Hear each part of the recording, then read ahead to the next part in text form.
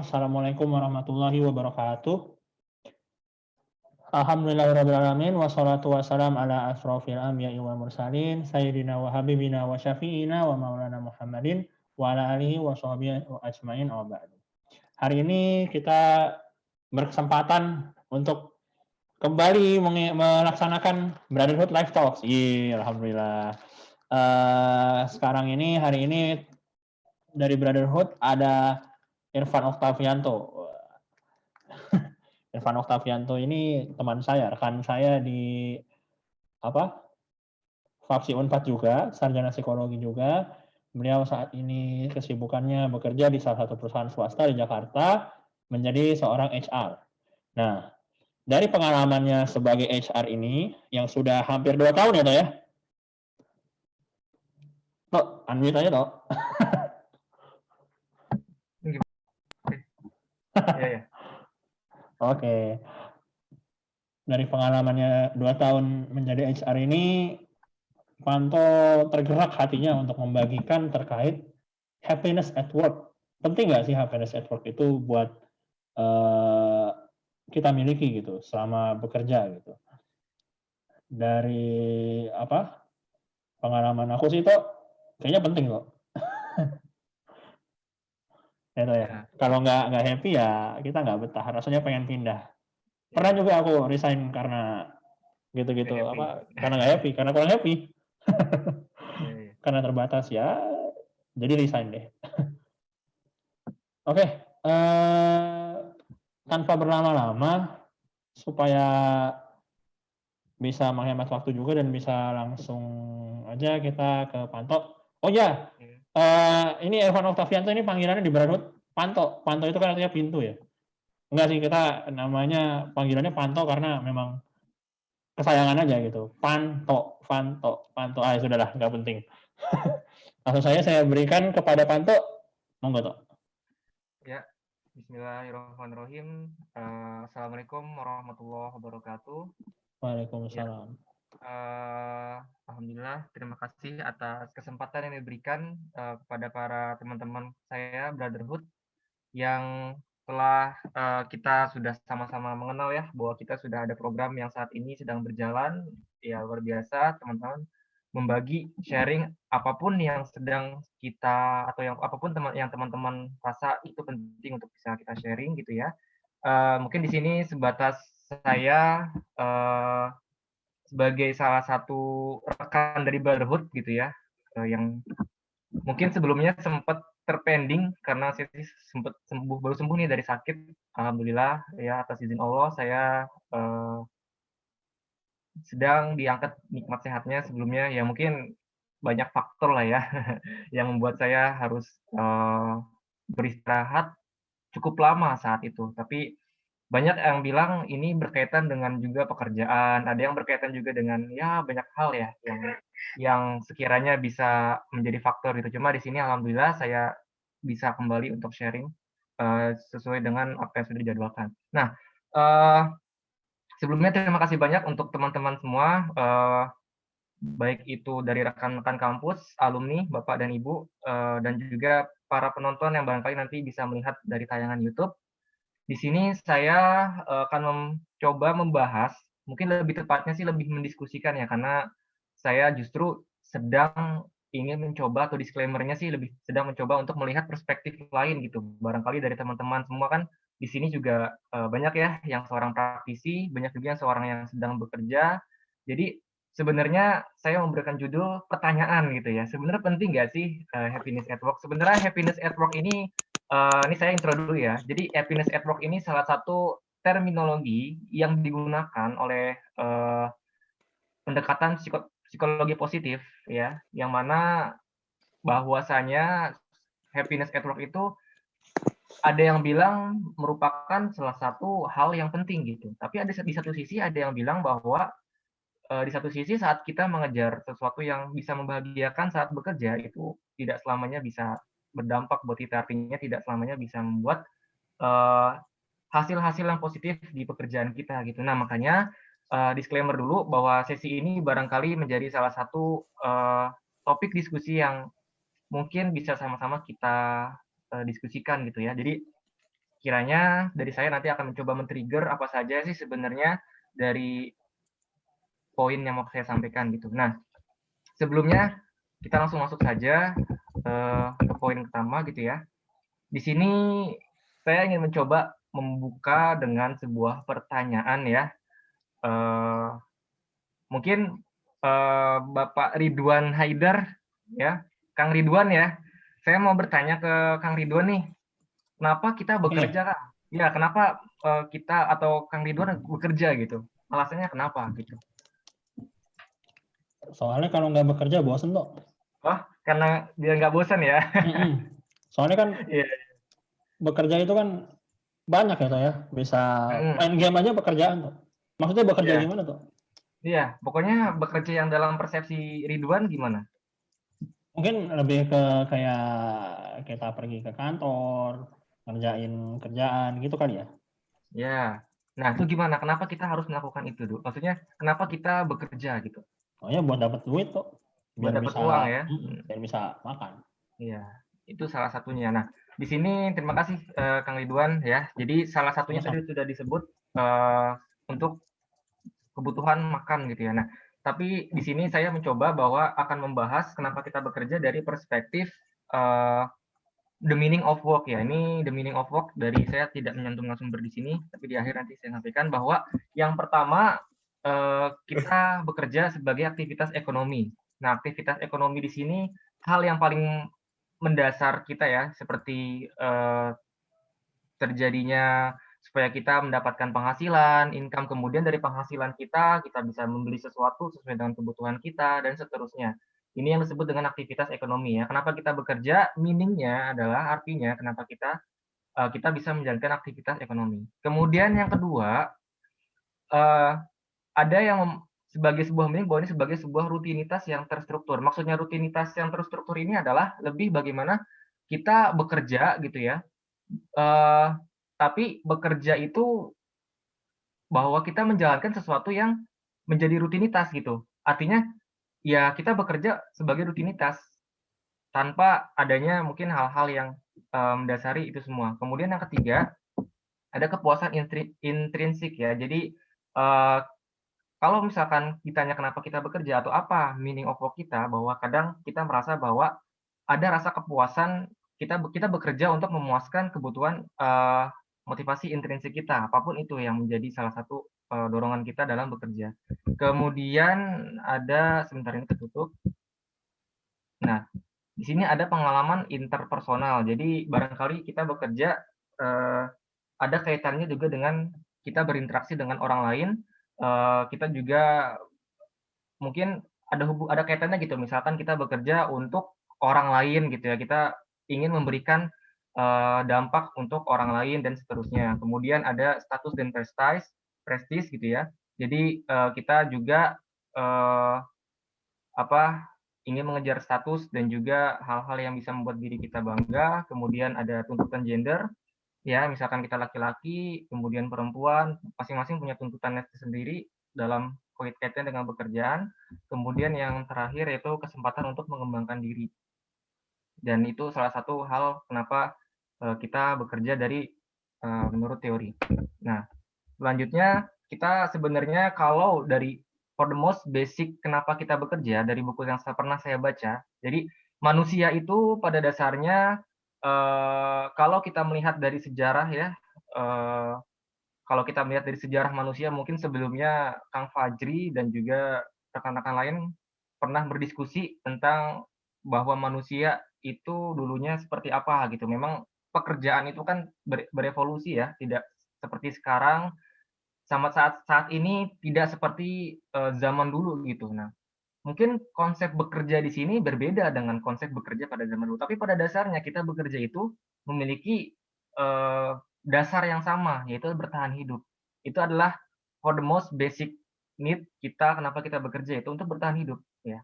Apapun itu, kita mencari prestis, kita mencari, apa, ekonomi, tapi dasarnya adalah kita bertahan hidup gitu, untuk makan gitu ya, untuk bisa punya, tempat tinggal gitu ya, sandang pangan papan lah ya.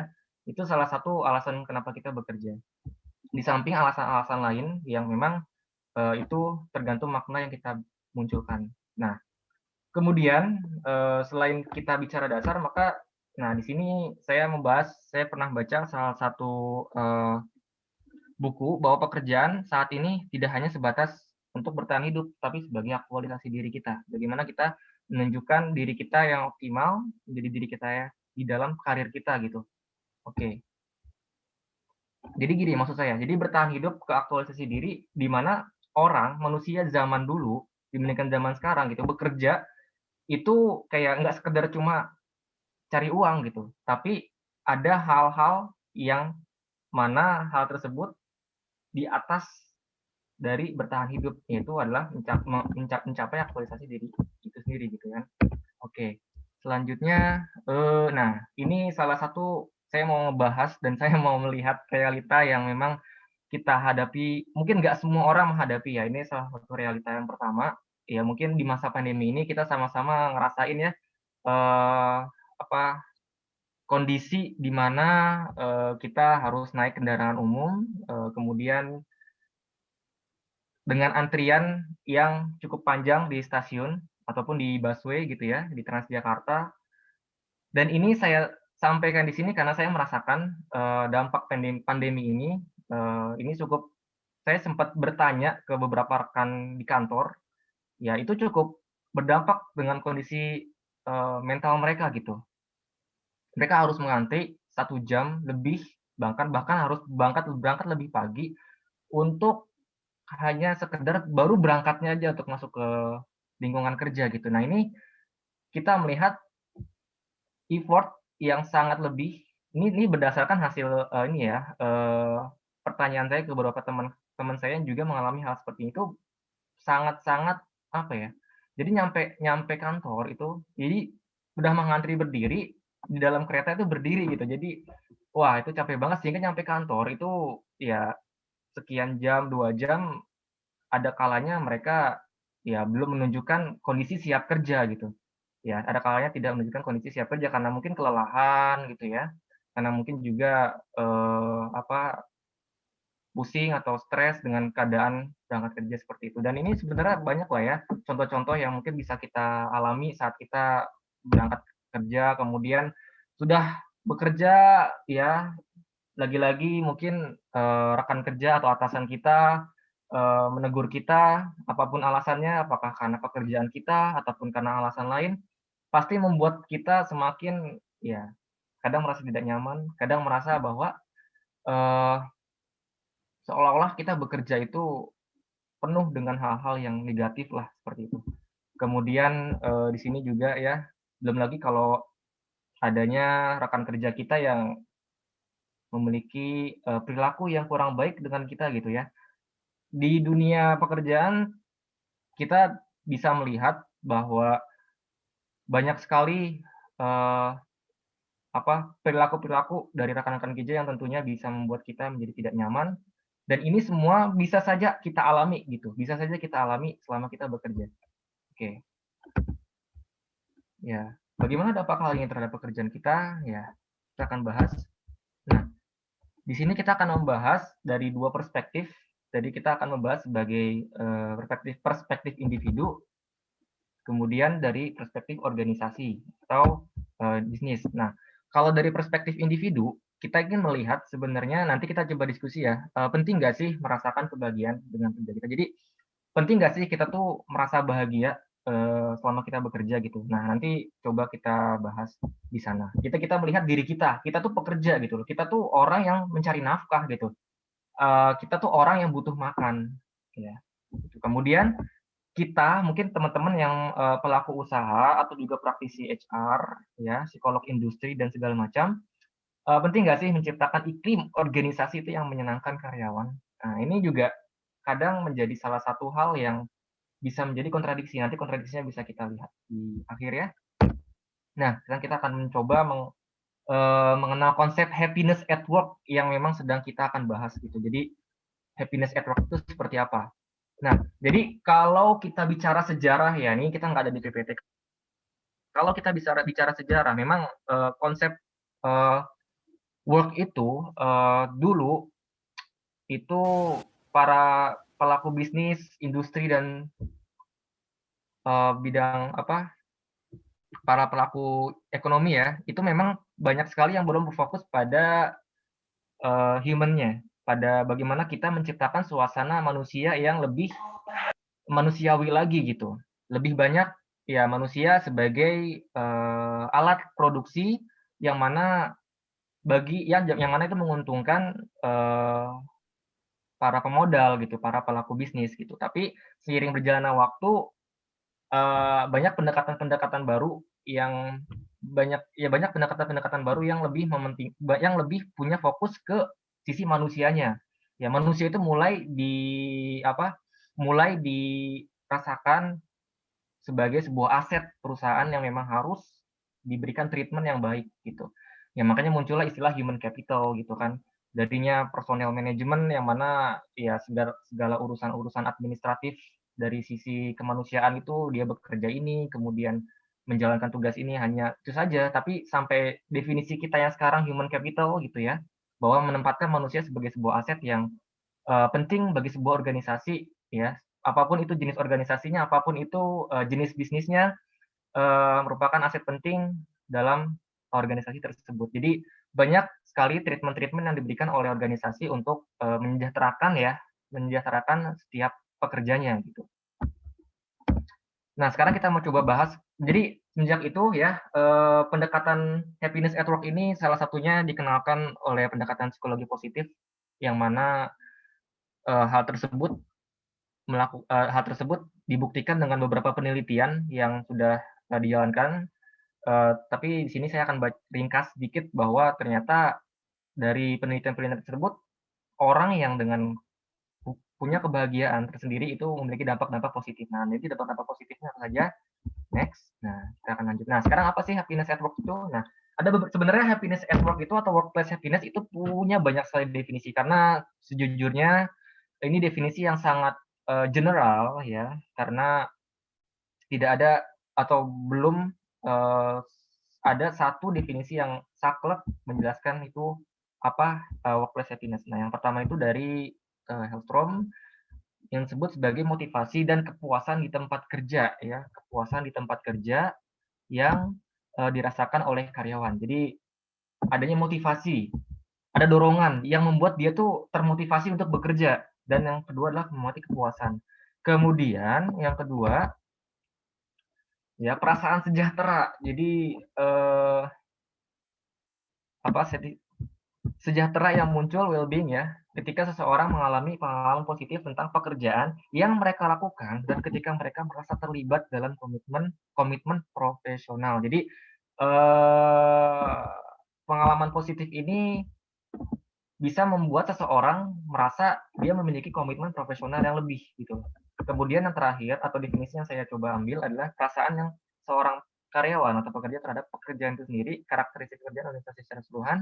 Ya, jadi bisa dilihat dengan performa dan potensi karyawan yang dilakukan dengan menyadari tinggi rendahnya perasaan bahagia ketika mereka bekerja sendiri atau dengan kalangan. Nah, di sini kan banyak definisinya nih. Nah, ini ada sebuah diskusi ya, sebenarnya workplace happiness itu sama nggak sih dengan job satisfaction, karena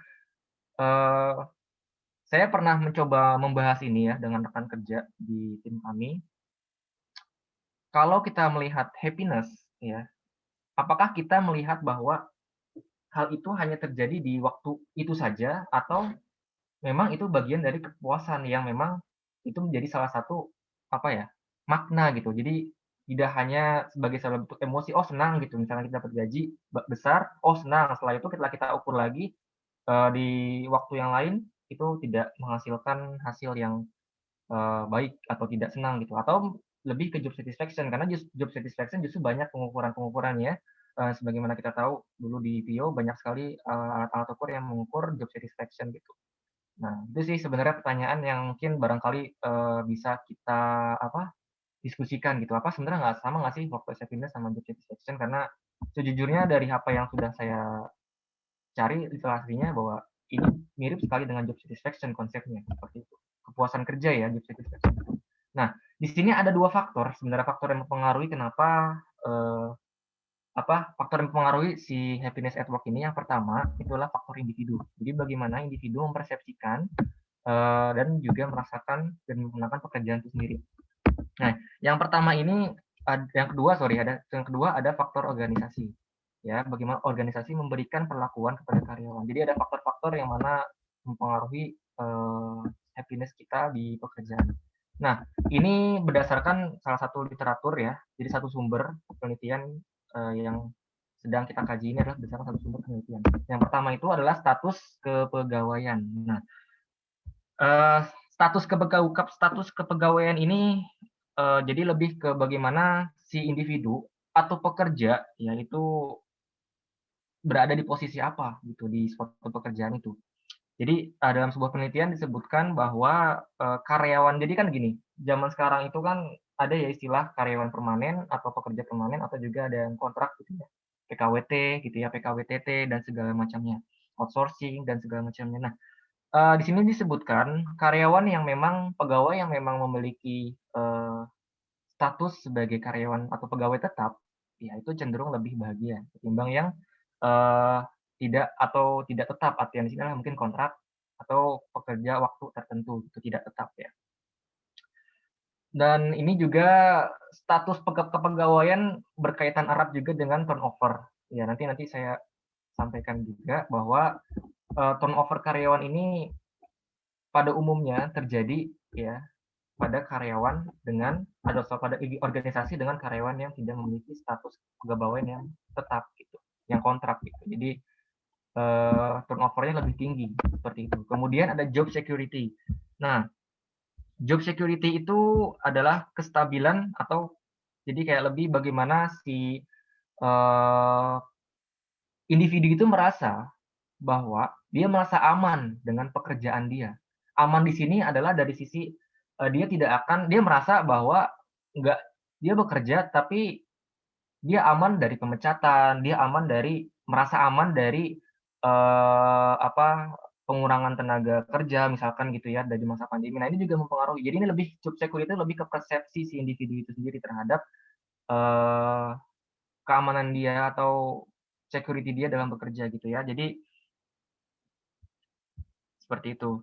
Kemudian yang ketiga, pemaknaan terhadap pekerjaan. Jadi lebih ke apa sih yang memberikan esensi dia. Jadi dia memaknakan gitu secara pemaknaan dia, apa sebenarnya yang menjadi, eee, kenapa dia bekerja, kemudian kenapa sih saya harus menjalankan harus bangun pagi, kemudian harus berangkat dengan penuh sesak gitu kan, macet di jalan, kemudian panas-panasan di jalan gitu, kemudian sampai kantor.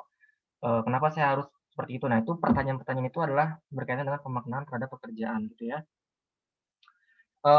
Dalam sebuah penelitian juga seorang pekerja yang memiliki sense of meaning ya, sense of meaning itu cenderung memiliki komitmen terhadap, pekerjaan itu sendiri, kemudian ia cenderung juga merasa lebih bahagia dan menikmati pekerjaan yang sedang dijalankan gitu. Jadi jika punya pemaknaan, maka, bisa lebih bahagia gitu. Misalkan bagi seorang rekruter gitu ya, barangkali ada memaknakan gitu bahwa, "Oh ternyata pekerjaan saya itu menjadi salah satu wadah bagi rekan-rekan di luar sana yang barangkali ingin bekerja gitu, ingin mencari rezeki. Oh, jadi kita merekrut, kemudian kita menyeleksi dan ketika orang itu baik dan lolos gitu kan jadi salah satu wasilah atau salah satu perantara ya bagi, orang di luar sana yang mau bekerja. Jadi salah satu maknanya mungkin bagi rekruter, teman-teman kita yang rekruter seperti itu. Ya, itu banyak ya pemaknaan pekerjaan tergantung individu masing-masing. Kemudian, hubungan dengan rekan kerja. Nah, ini juga berpengaruh terhadap, eee, kebahagiaan kita dan kesejahteraan kita di tempat kerja, ya. Ini berkaitan juga meaningful, friendship, jadi nggak cuma baik, tapi juga meaningful. Pekerjaan itu rekan kerja itu nggak cuma baik, ada, kemudian bisa, bekerja sama dengan baik, tapi lebih kepada meaningful, friendship. Jadi rekan kerja yang lebih punya makna gitu. Jadi ada sesuatu yang terbesit dalam pikiran kita bahwa ya hubungan dengan rekan kerja itu nggak sekedar hubungan profesional, seperti itu.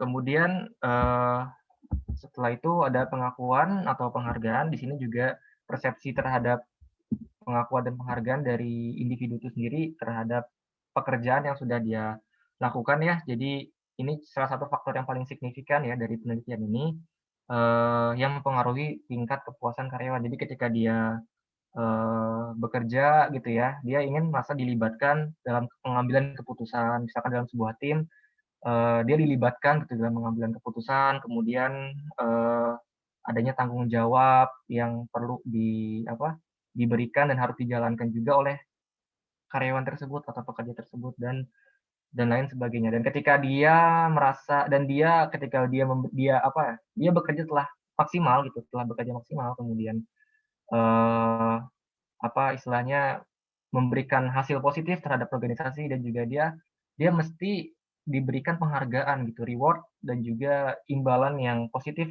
untuk karyawan tersebut supaya dia bisa merasa lebih bahagia, nggak cuma sebatas dia bekerja. Dan yang terakhir adalah otonomi kerja. Jadi otonomi kerja itu lebih ke bagaimana kita memilih, eee, apa, lebih ke bagaimana kita bekerja gitu, memilih fleksibilitas kita dalam bekerja gitu. Jadi, eee, kalau misalkan kita gini, contohnya seperti ini, misalkan kita bekerja, tapi kita merasa bahwa kita nggak bebas dalam pekerjaan kita. Kita semua penuh full of control oleh organisasi. Nah, akhirnya kita kan otonomi kerja kita sendiri kan jadi terbatas. Nah, ini biasanya, banyak sekali, contoh-contoh dari beberapa jenis bisnis yang ada gitu dan ini mungkin beberapa rekan saya misalnya kan saya kan kalau interview rekan-rekan kandidat gitu ya, rekan-rekan dari luar, biasanya saya tanya juga gitu, "Bagaimana, kamu bekerja di sana, apa yang menjadi salah satu, masalah dalam pekerjaan menjadi kendala atau tantangan yang pernah dihadapi?" Nah, beberapa menyampaikan bahwa memang kadang orang-orang gitu di sana gitu ya, memang terlalu terikat gitu dengan pekerjaannya, tidak dilibatkan, tidak terlalu banyak tidak penuh fleksibel gitu dalam pekerjaannya. Kemudian, ada organisasi yang jadi karena memang nggak dilibatkan, bos itu ya, atasan itu lebih banyak, eee, menekan, kemudian terlalu ikut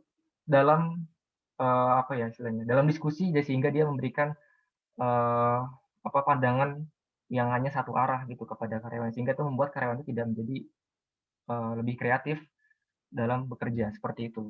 Ya, itu salah satu contohnya. Nah, kemudian kalau dari faktor organisasi, saya singkat saja ada pengembangan diri dan karir, ya, ini juga salah satu faktor eksternal yang mempengaruhi bagaimana kita, merasakan kesejahteraan dan juga, kesenangan kita dalam bekerja. Kemudian ada kepemimpinan dan manajemen organisasi. Nah, ini juga, salah satu hal, eee, dari sekian kandidat yang pernah saya interview, mungkin secara garis besarnya saja, itu hampir setengahnya memang mereka resign dari perusahaan sebelumnya karena faktor manajemen, kepemimpinan yang mungkin karena mereka nggak suka dengan apa, eee, gaya kepemimpinan atau gaya manajemen di perusahaan sebelumnya. Kemudian ada kompensasi dan benefit, nah itu juga faktor, jadi kayak seperti gaji, kemudian ada, tunjangan dan segala macam. Kemudian pengakuan terhadap keterampilan yang dimiliki dan juga atau hubungan dengan atasan. Ini juga faktor organisasi yang berpengaruh. Nah, kemudian apa sih dampaknya? Ya, yang pertama itu eh,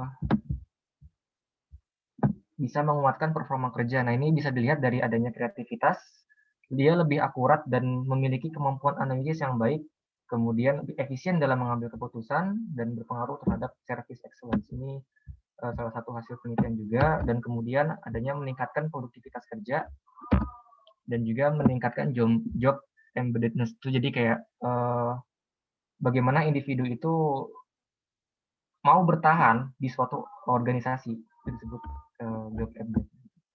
Oke, kemudian ini adalah salah satu cara mengejar kebahagiaan di tempat kerja ya. Yang pertama itu adalah memegang kendali kebahagiaan. Nah, di sini satu hal yang ini kita bicara dari perspektif individu bahwa yang namanya kebahagiaan itu ya, kita perlu kita pegang kendali. Kita harus memegang kendali kebahagiaan itu. Jadi, kadang kita merasa bahwa kita tuh ingin punya gaji yang besar gitu ya, punya lingkungan. Jadi ketika kita mau masuk kerja nih, waktu kita masih fresh graduate nih, mungkin kita merasa bahwa, oh kalau misalkan kita punya gaji besar, eee, itu kita akan bahagia kerjanya. Ketika kita punya rekan kerja yang suportif, itu akan bahagia kerjanya. Kemudian kalau kita kita, punya lingkungan kerja yang apa ya, eee, apa sih, keren gitu ya, atau lebih enak, nyaman, mungkin kita akan bahagia. Mungkin kita merasa seperti itu. Tapi realitanya bahwa terkadang hal tersebut tidak sesuai dengan ekspektasi kita. Nah, itulah yang perlu kita pegang bahwa kebahagiaan itu bukan terletak pada, lingkungan eksternal kita, kita nggak menuntut lingkungan eksternal kita untuk bagaimana membuat kita bahagia, tapi kita yang mengendalikan kebahagiaan kita itu sendiri, seperti itu. Kemudian yang kedua, memperhatikan apa yang kita butuhkan, ya, perhatikan apa yang dibutuhkan. Jadi, eee, lebih bagaimana kita kita kita supaya kita bahagia, kita fokus pada apa sih sebenarnya yang menjadi kebutuhan kita, gitu. Jangan-jangan kita menginginkan, tapi itu nggak butuh dengan kebutuhan kita nggak butuh itu, gitu. Jadi seolah-olah hanya sebatas keinginan saja untuk memenuhi hasrat atau nafsu kita gitu, untuk ya kebahagiaan kita tentunya. Kemudian yang selanjutnya, belajar dan terus bertumbuh, jadi selalu belajar dalam kita, jadi, misalkan kita dimarahi atasan, kemudian lingkungan kerja yang tidak bisa suportif dengan kita. Sebenarnya poin yang mau dicatat di sini adalah kita ada pembelajaran yang bisa kita dapat di sana. Nah, itulah menjadi salah satu hal yang bisa membuat kita terus bertumbuh, ya. Ketidakbahagiaan di tempat kerja itu salah satu hal yang bisa membuat kita, untuk bisa terus bertumbuh. Nah, maksudnya di sini adalah jadi, kejarlah kebahagiaan kita itu dengan memberikan makna yang positif dari, eee, peke aktivitas pekerjaan kita gitu. Kita terus belajar dan terus bertumbuh. Kemudian, nah terakhir itu menunjukkan rasa syukur. Nah ini salah satu poin yang memang showing gratitude ini salah satu pendekatan yang cukup, saya lakukan gitu ya, saya lakukan dari pekerjaan kita. Mungkin kita merasa bahwa, oh kita bandingkan nih, salary ataupun kompensasi benefit dari salah satu organisasi dibandingkan dengan yang lain, ternyata kita di bawah rata-rata nih dari hasil riset gaji misalkan. Tapi kadang kita merasa bahwa, saya masih kecil, tapi kita merasa nggak bahagia, nggak merasa puas.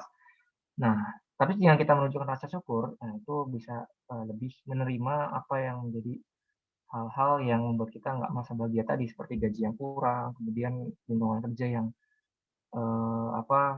tidak baik dan segala macam. Nah, saat pekerjaan kita sudah tak lagi membahagiakan, nah ini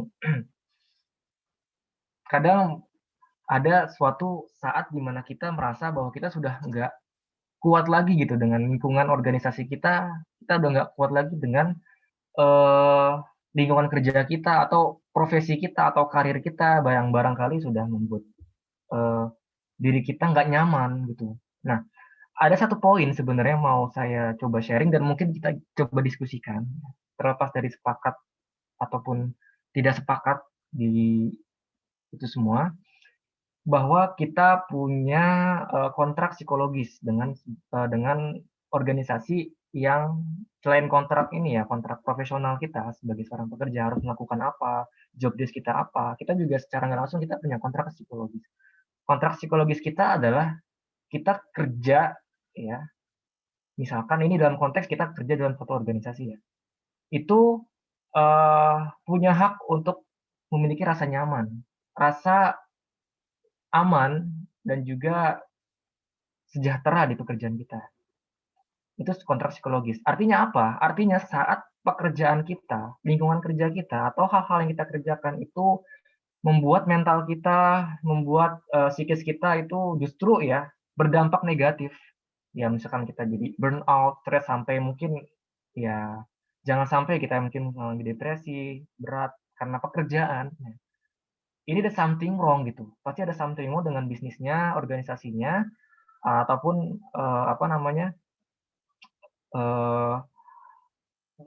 lingkungannya barangkali gitu ya.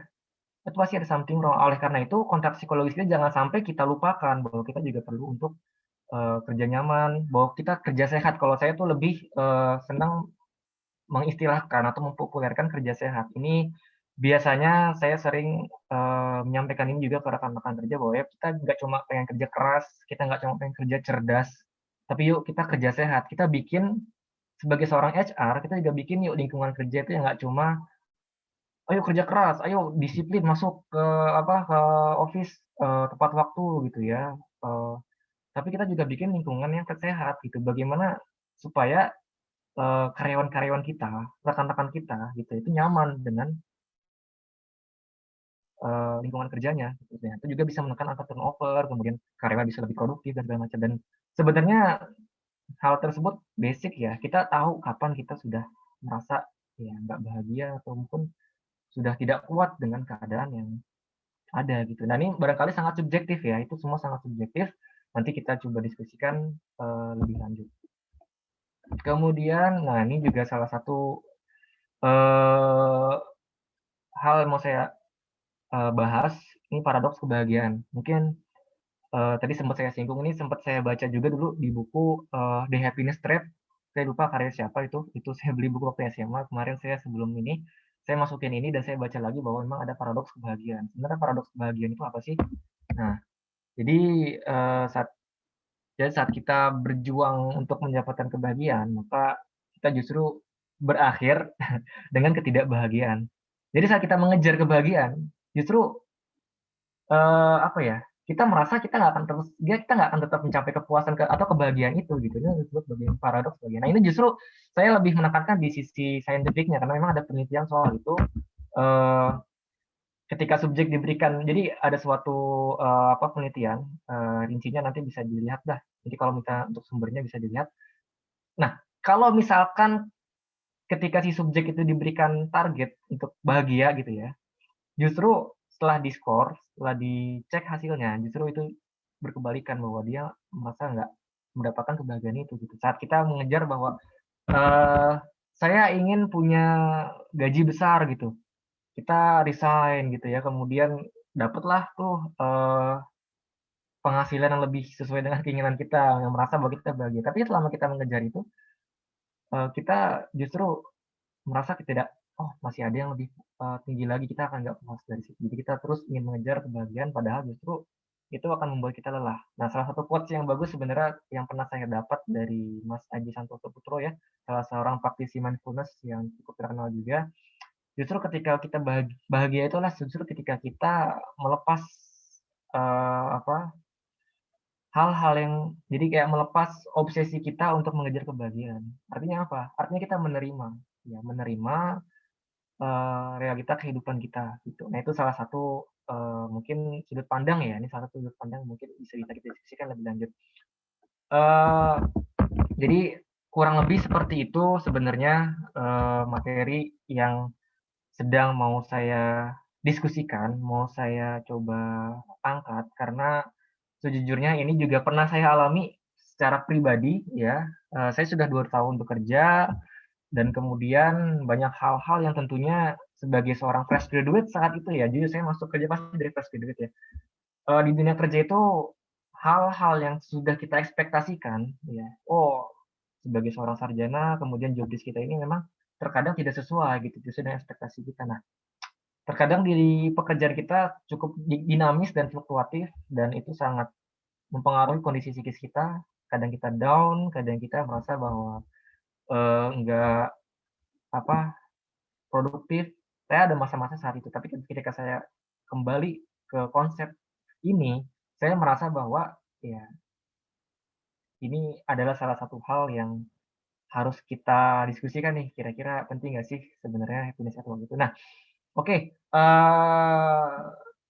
terakhir dari sesi satu arah ini saya ingin menyampaikan mungkin untuk next-nya barangkali kita diskusinya bebas, terbuka dan tidak hanya saya yang barangkali ingin menyampaikan pendapat mengenai apa yang ditanyakan ataupun apa yang didiskusikan oleh para teman-teman semua gitu. Jadi teman-teman sangat saya minta untuk Kang Ridwan ya sebagai moderator barangkali dipersilakan juga nanti teman-teman untuk sama-sama mendiskusikan tentang kebahagiaan di lingkungan kerja ini untuk segala macam jenis pekerjaan. Oke, sejauh ini itu saja. Terima kasih untuk sesi ceramahnya ya, istilahnya ceramah satu arah ini. Terima kasih Kang Ridwan. Ya, sama-sama Tok. Wah, harusnya saya duluan nih, Pak. Terima kasih Tok. Gimana sih Tok? Ya, oke. Wah, luar biasa Tok. Jadi kalau menurut lo gimana Tok? Penting nggak sih Tok happiness at work? Kayaknya dari tadi belum ada pendapat Iya, pribadi gitu. iya, betul. Ya, ini pertanyaan ya, Du ya. Iya, Iya. langsung dari moderator nih. Soalnya Iya. mau nyimpulin juga susah nih. Betul. Ya. Ini coba ini sebenarnya berkaitan banget sih sama materi-materi sebelumnya yang disampaikan oleh Fida ya. Yang ada eudaimonik itu gitu kan ya. Hedonik segala macam. Dah, yang kayak gitu-gitu berkaitan banget.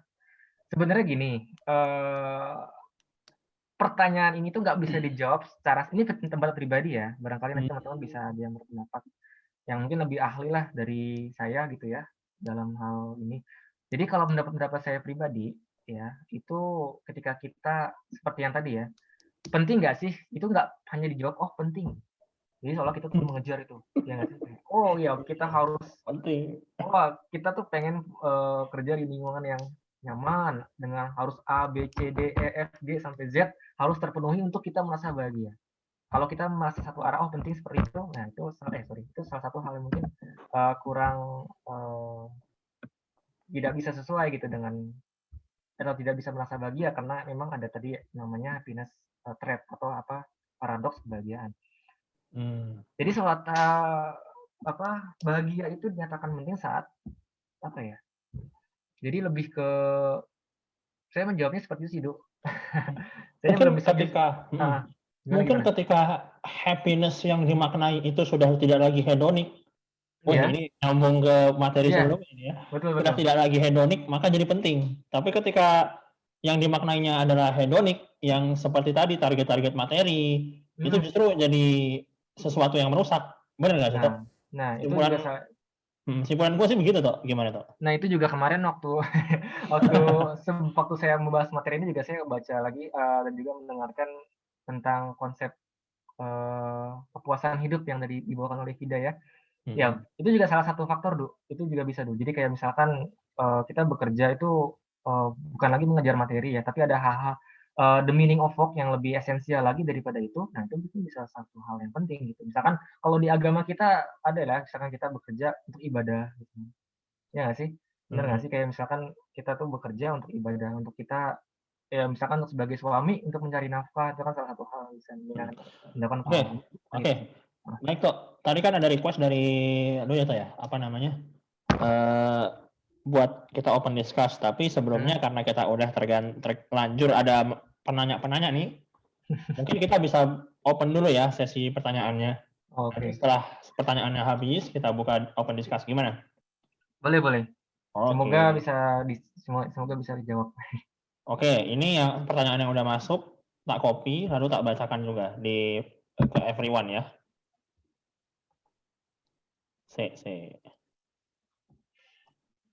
Oke, yang pertama masuk itu ada tentang generasi. Nah,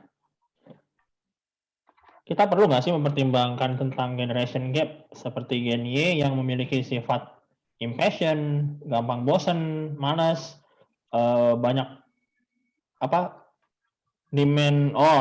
menuntut fleksibilitas tempat kerja, termotivasi dalam hal-hal yang menyenangkan gitu segala macam.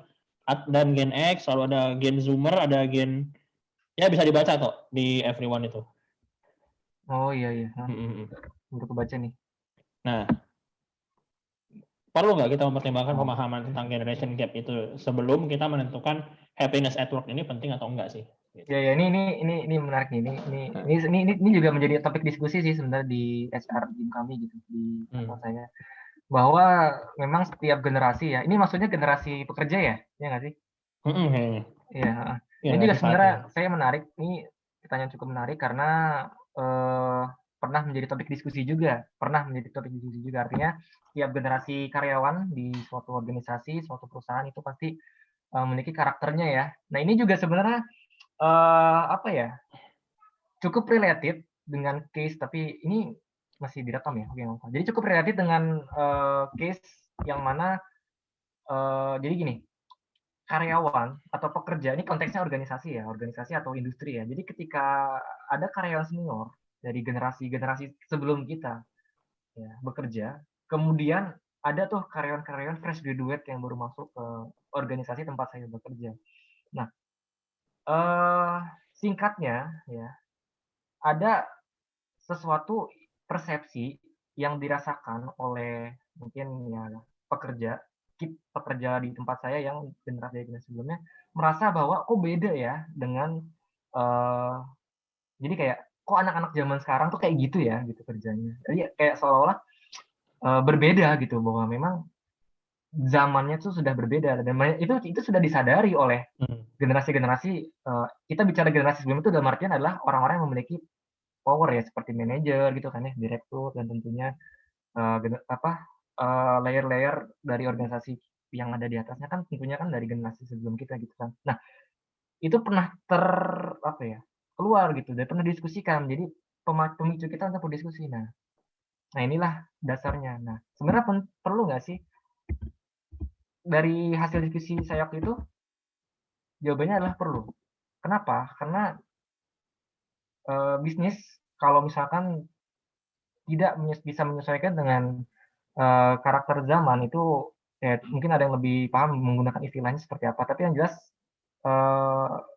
itu tidak bisa takutnya tidak bisa menyesuaikan gitu dengan kebutuhan dan juga karakter individu dari si pekerja gitu. Coba bandingin aja deh dengan nggak usah jauh-jauh ke zaman sekarang gitu, mungkin ke zaman orang tua kita gitu ya, di mana requirement saja itu sudah berbeda, requirement-nya gitu.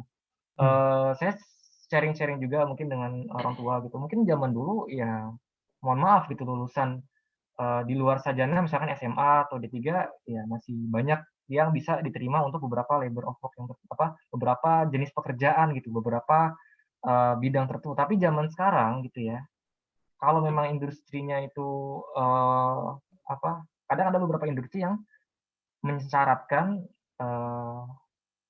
tingkat pendidikan tertentu. Artinya apa? Artinya kita sebagai pekerja dan juga organisasi itu harus saling sinkron dan menyesuaikan. Itu yang pertama, poin yang mau sampaikan itu penting. Yang kedua, terkadang memang kita nggak bisa menuntut atau menyelaraskan dengan lingkungan organisasi karena setiap bisnis pasti punya kebijakan dan juga modelnya masing-masing ya. Mungkin teman-teman konsultan lebih paham lah masalah itu. Artinya terkadang ada yang memang punya kultur yang bertentangan dengan atau bertentangan sih, ini tidak cocok gitu dengan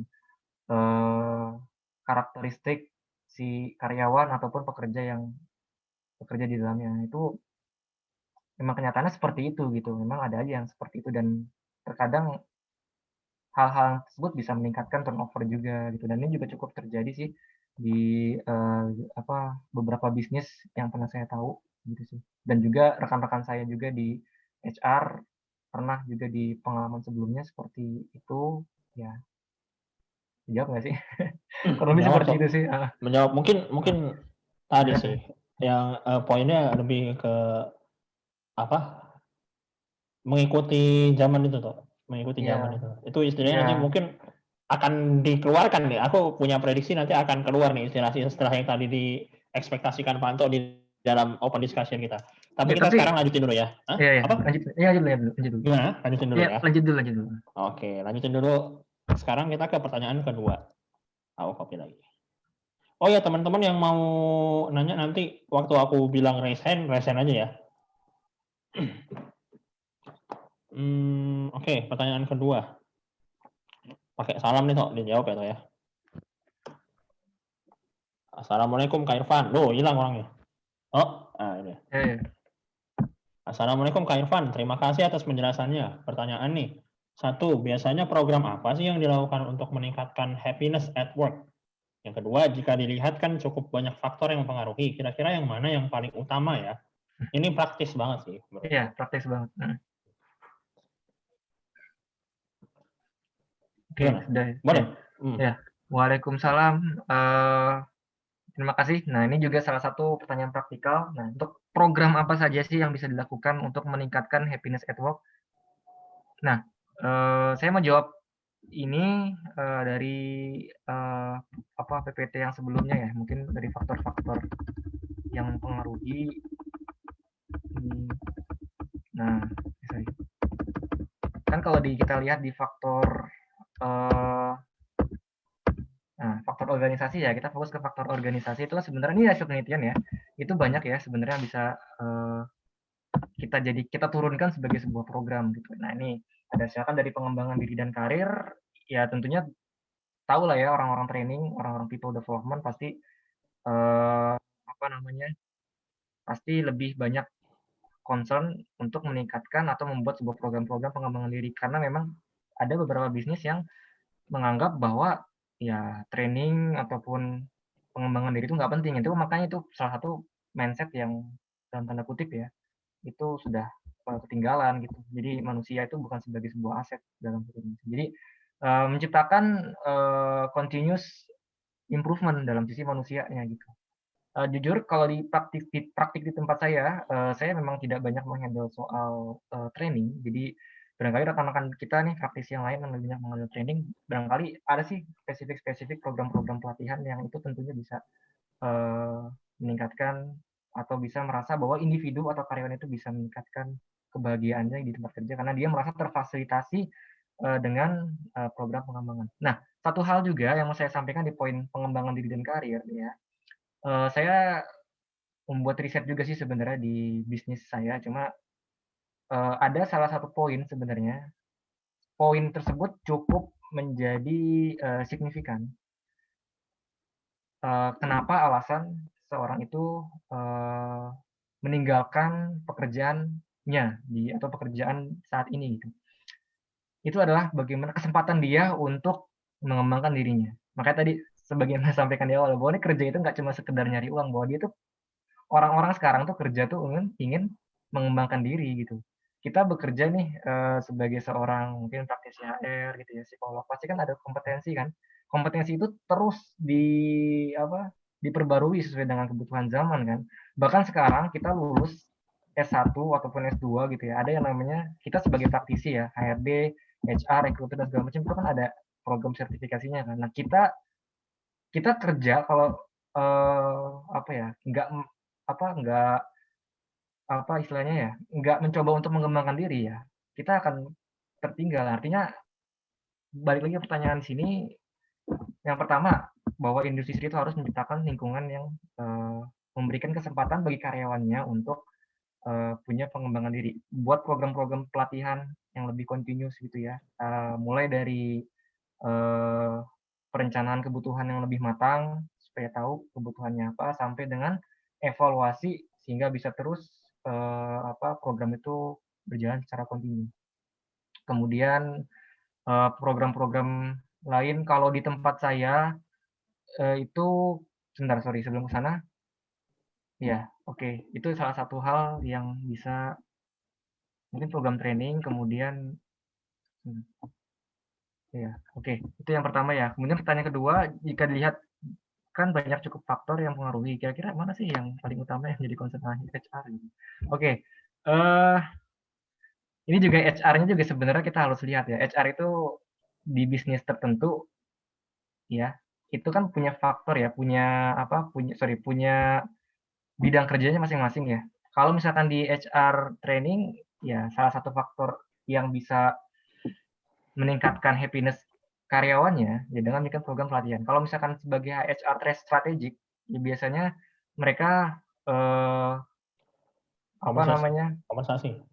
iya bisa diberikan dalam bentuk turunannya itu adalah program-program benefit karena itu tentunya kan bisa meningkatkan happiness juga gitu meskipun tadi ya ada debat soal paradoks itu. Kemudian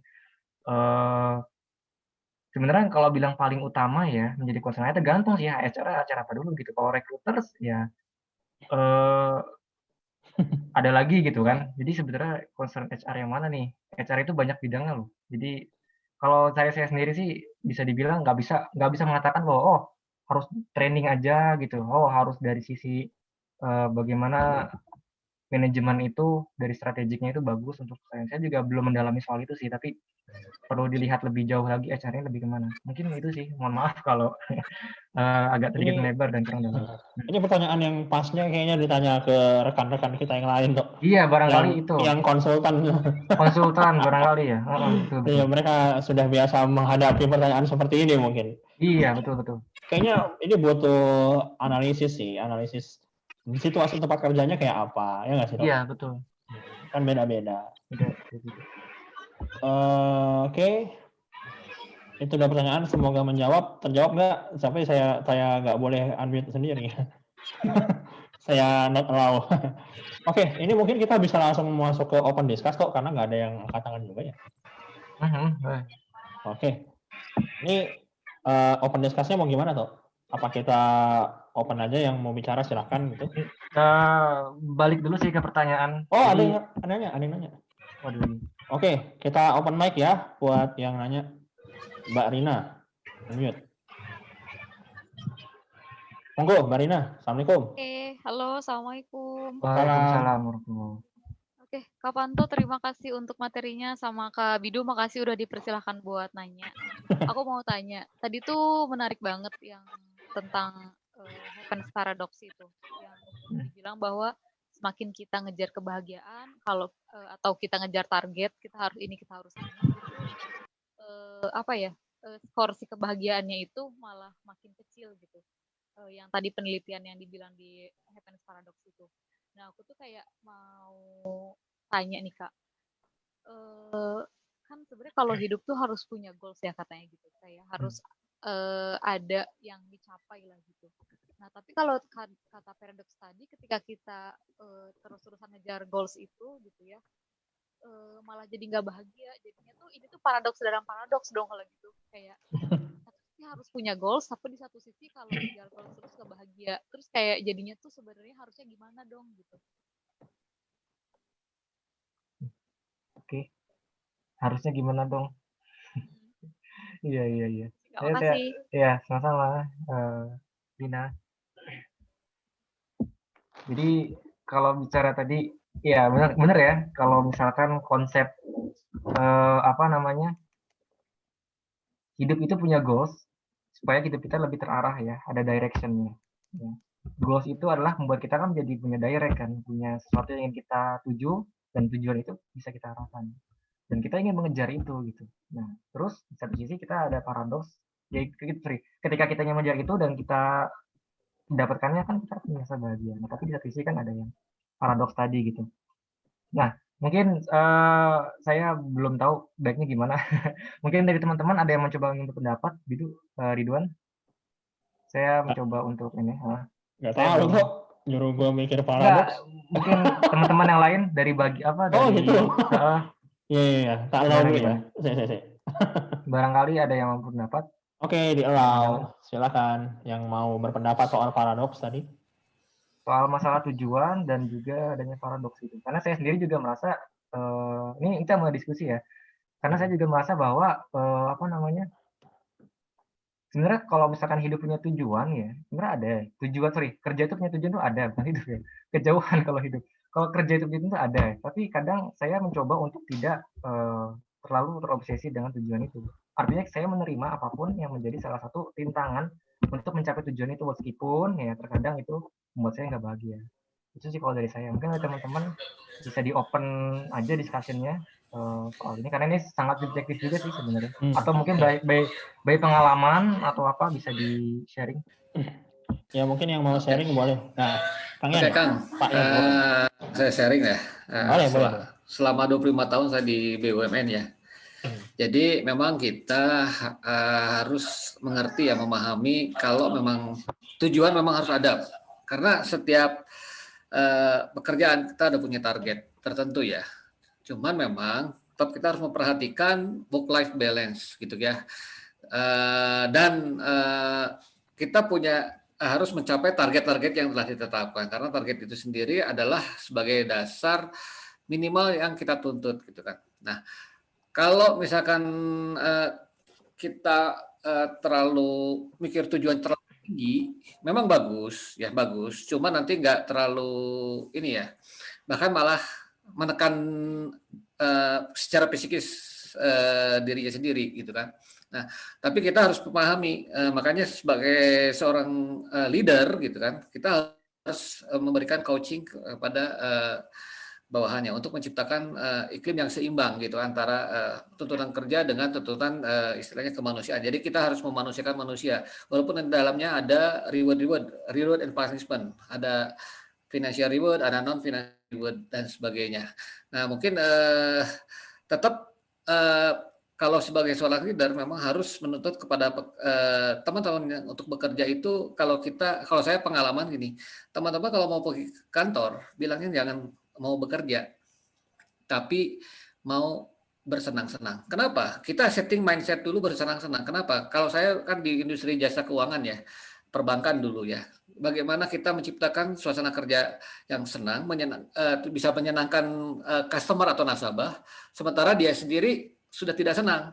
Kalau memang nanti tuntutannya mau kerja, oh ini hari Senin, pasti nasabahnya banyak, transaksi banyak, udah bete duluan gitu kan, atau pendingan banyak itu udah bete duluan. Tapi kita kalau mau bekerja, istilah mau berangkat ke kantor itu adalah mindsetnya adalah untuk bersenang-senang, mereka akan berupaya untuk bisa seoptimal mungkin menyenangkan dulu dirinya sendiri untuk bisa menyenangkan koleganya, nasabah maupun atasannya. Mungkin itu dari saya. Oke. Jadi mindset dulu diatur ya di awal ya. Itu kerja untuk bersenang-senang ya. Dari sana. Oke. Gimana? Ya. Ya, monggo. Gimana, Nina? Oke, sebenarnya setuju sih sama pendapatnya dari Pak Ian tadi. Mungkin iya, mindsetnya yang harus lebih dibikin positif gitu ya. Cuma jadinya ada pertanyaan lagi nih Kak dari aku gitu. Berkaitan sama yang tadi soal. Mohon maaf, Rin, suaranya mendem. Suaranya mendem ya? Mendem banget. Sampai nggak kedengeran. Udah lebih jelas nggak Kak sekarang? Oh iya, jelas banget. Sip. Oke. Jadinya ada pertanyaan lagi nih Kak, yang soal tadi itu kan ngatur mindset ya. Jadi kayak gimana ngebikin supaya ya kerjanya biar bisa happy, biar bisa enjoy. Jadi mindsetnya diubah, dibikin lebih positif, sama niatnya mungkin lebih dilurusin lagi gitu. Kalau kerja itu ya kita bukan hanya sekedar berangkat ke kantor, ngerjain dan selesai gitu pulang, tapi memang lebih ke bagaimana kita mau kontribusi sama kantor, mau bagaimana kita mau aktualisasi diri gitu. Cuma tuh yang pernah aku hadapi atau mungkin yang sedang aku hadapi saat ini adalah kayak kondisi kerjaan yang uncertain banget gitu, yang tidak menentu gitu ya, karena apa ya, mungkin nggak cuma perusahaanku aja, tapi mungkin banyak perusahaan yang terimbas oleh corona gitu ya. Jadi kayak ketar-ketir banget nih gitu kondisinya sekarang gitu, dan ketika mencoba menanamkan mindset positif, oke nggak apa-apa, pasti bisa, pasti terlewati dan lain sebagainya gitu ya. Kayak tapi ketika dihadapkan dengan realita tuh kayak, I know ini tuh tidak baik-baik saja gitu. Nah jadi ketika mencoba menanamkan mindset seperti itu gitu ya, mindset yang oke bismillah, niatkan kerja kita untuk kebahagiaan, niatkan kerja kita untuk ngasih kontribusi gitu. Tapi ketika dihadapkan kepada kenyataan, kita tuh berada dalam posisi yang tidak safe gitu, yang tidak baik-baik saja, yang tidak aman dan nggak sejahtera gitu, Kak. Jadinya tuh mungkin kalau istilah zaman sekarang tuh apa ya, toxic positivity mungkin ya, kalau banyak aku dengar atau aku baca-baca di artikel-artikel tuh. Nah, kalau untuk kayak gitu tuh gimana ya, Kak, baiknya gitu? Kayak apakah memang apa ya, menanamkan mindset yang positif itu harusnya seperti apa gitu caranya? Menarik ini. Nah, ini juga sangat related banget sih sebenarnya. Sebenarnya pendekatan kita positif itu kan tidak secara radically atau secara radikal. Kayak misalkan gini lah, jangankan kita dalam konteks kontrak bekerja gitu, misalkan kita sedang merasa kena musibah gitu ya, kemudian secara radikal kan memang gratitude atau rasa syukur itu kan secara positif punya dampak yang bagus gitu ya, misalkan untuk meningkatkan kesejahteraan ataupun meningkatkan memberikan emosi positif. Tapi kita kan nggak mungkin secara radikal ya bersyukurlah masih ada di bawah kamu gitu kan. Aku bilang ke orang lain seperti itu. Nah, makanya di sesi ini sebenarnya saya nggak secara radikal mengatakan bahwa kita harus bahagia, kita harus punya mindset positif, bekerja harus seperti ini, enggak. Justru kita ingin membuka apa ya, kita juga bekerja juga mesti menerima bahwa ya ada kalanya kita merasa hal-hal negatif dan apa wajar-wajar saja kita terima. Kita stres, kita merasa nggak nyaman dengan pekerjaan kita, itu wajar-wajar saja. Tapi kita juga jangan di satu sisi jangan sampai secara radikal kayak tadi gitu. Oh kita harus positif, apalagi kita sampai menyarankan misalkan orang lain nih, dia tuh merasa ada orang ini kejadian nyata juga ya. Jadi teman saya udah sering apa ya ditoksikin di lingkungan kerjanya gitu kan. Artinya apa? Artinya atasannya udah ini based on ini ya apa waktu setahun pertama itu ada rekan kerja saya juga yang di divisi lain merasa bahwa atasannya itu udah apa bahasanya apa ya ya istilahnya udah menyakiti hati lah dari sisi komunikasinya udah nggak baik lah komunikasinya toksik gitu ya kemudian lingkungan kerjanya juga dari sisi work-nya apa pemberian beban kerjanya juga berlebihan mungkin ke karyawan tersebut ini kan saya sebagai HR kan menerima masukan ya menerima keluhan-keluhan konseling secara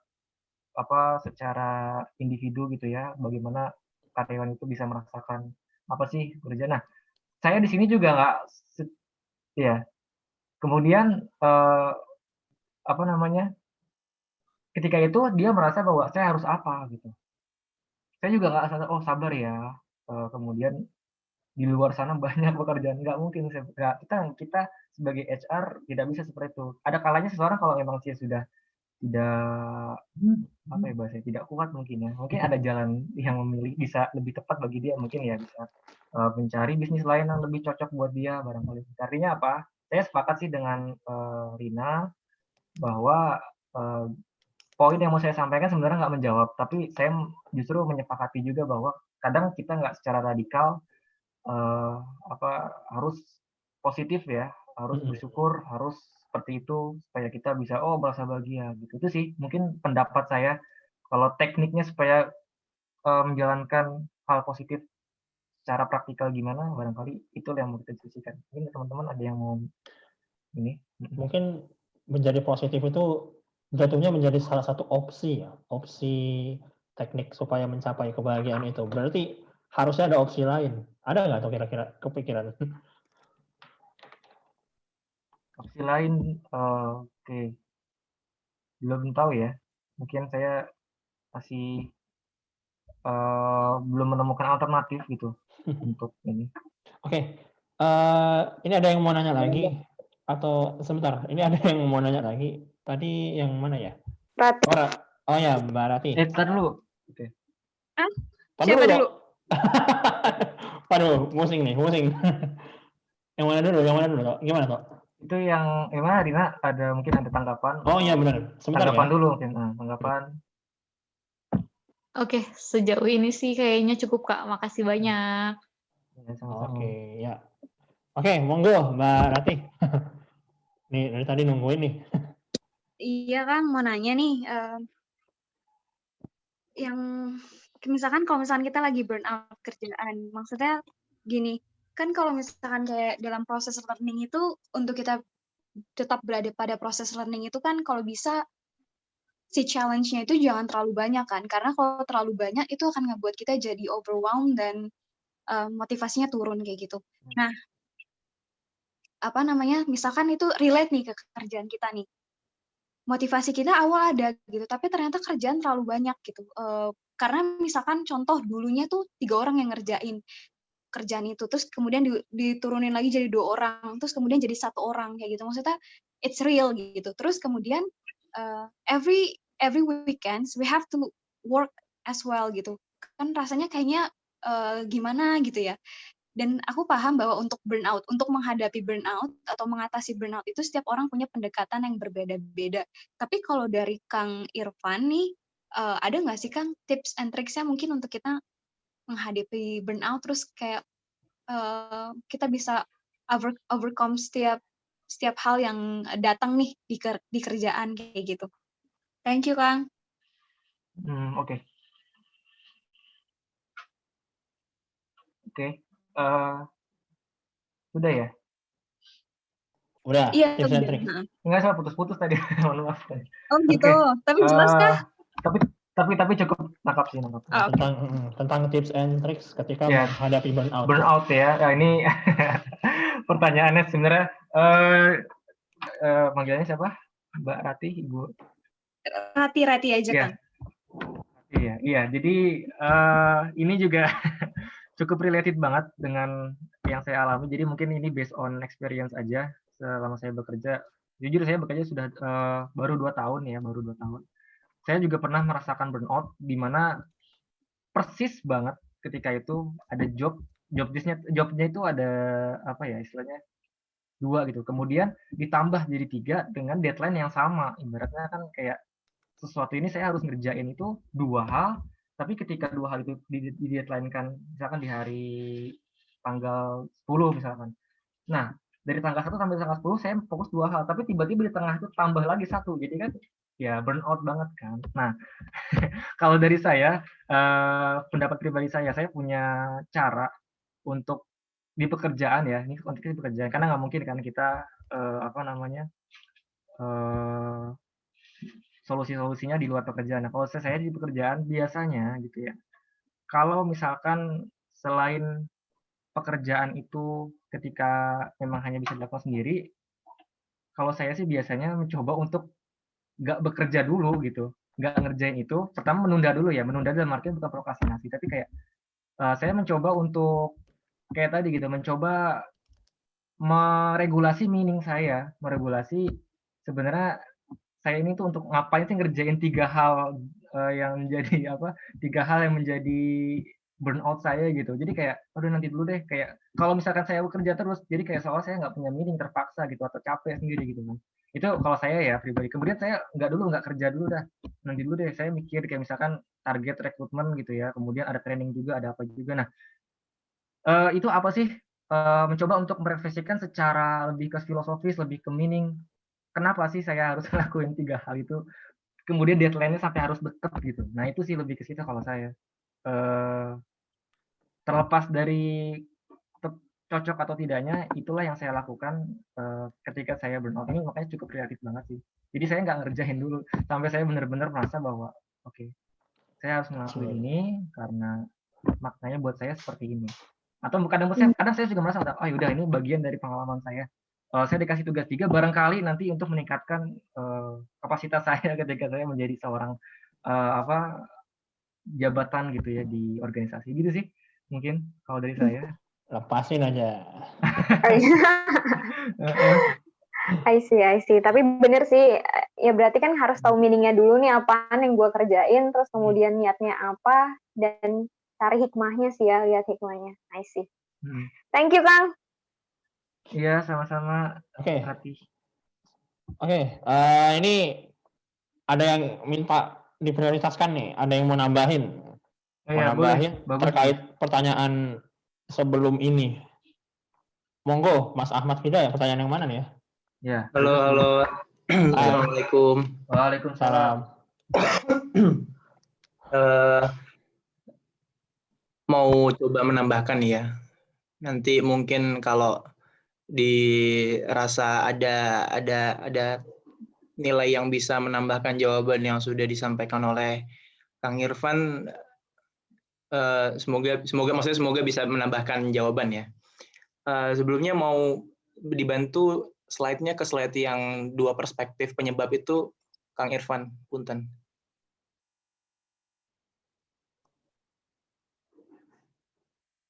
Lanjut yang ada kenapa penyebabnya. Nah ini nih. Oke.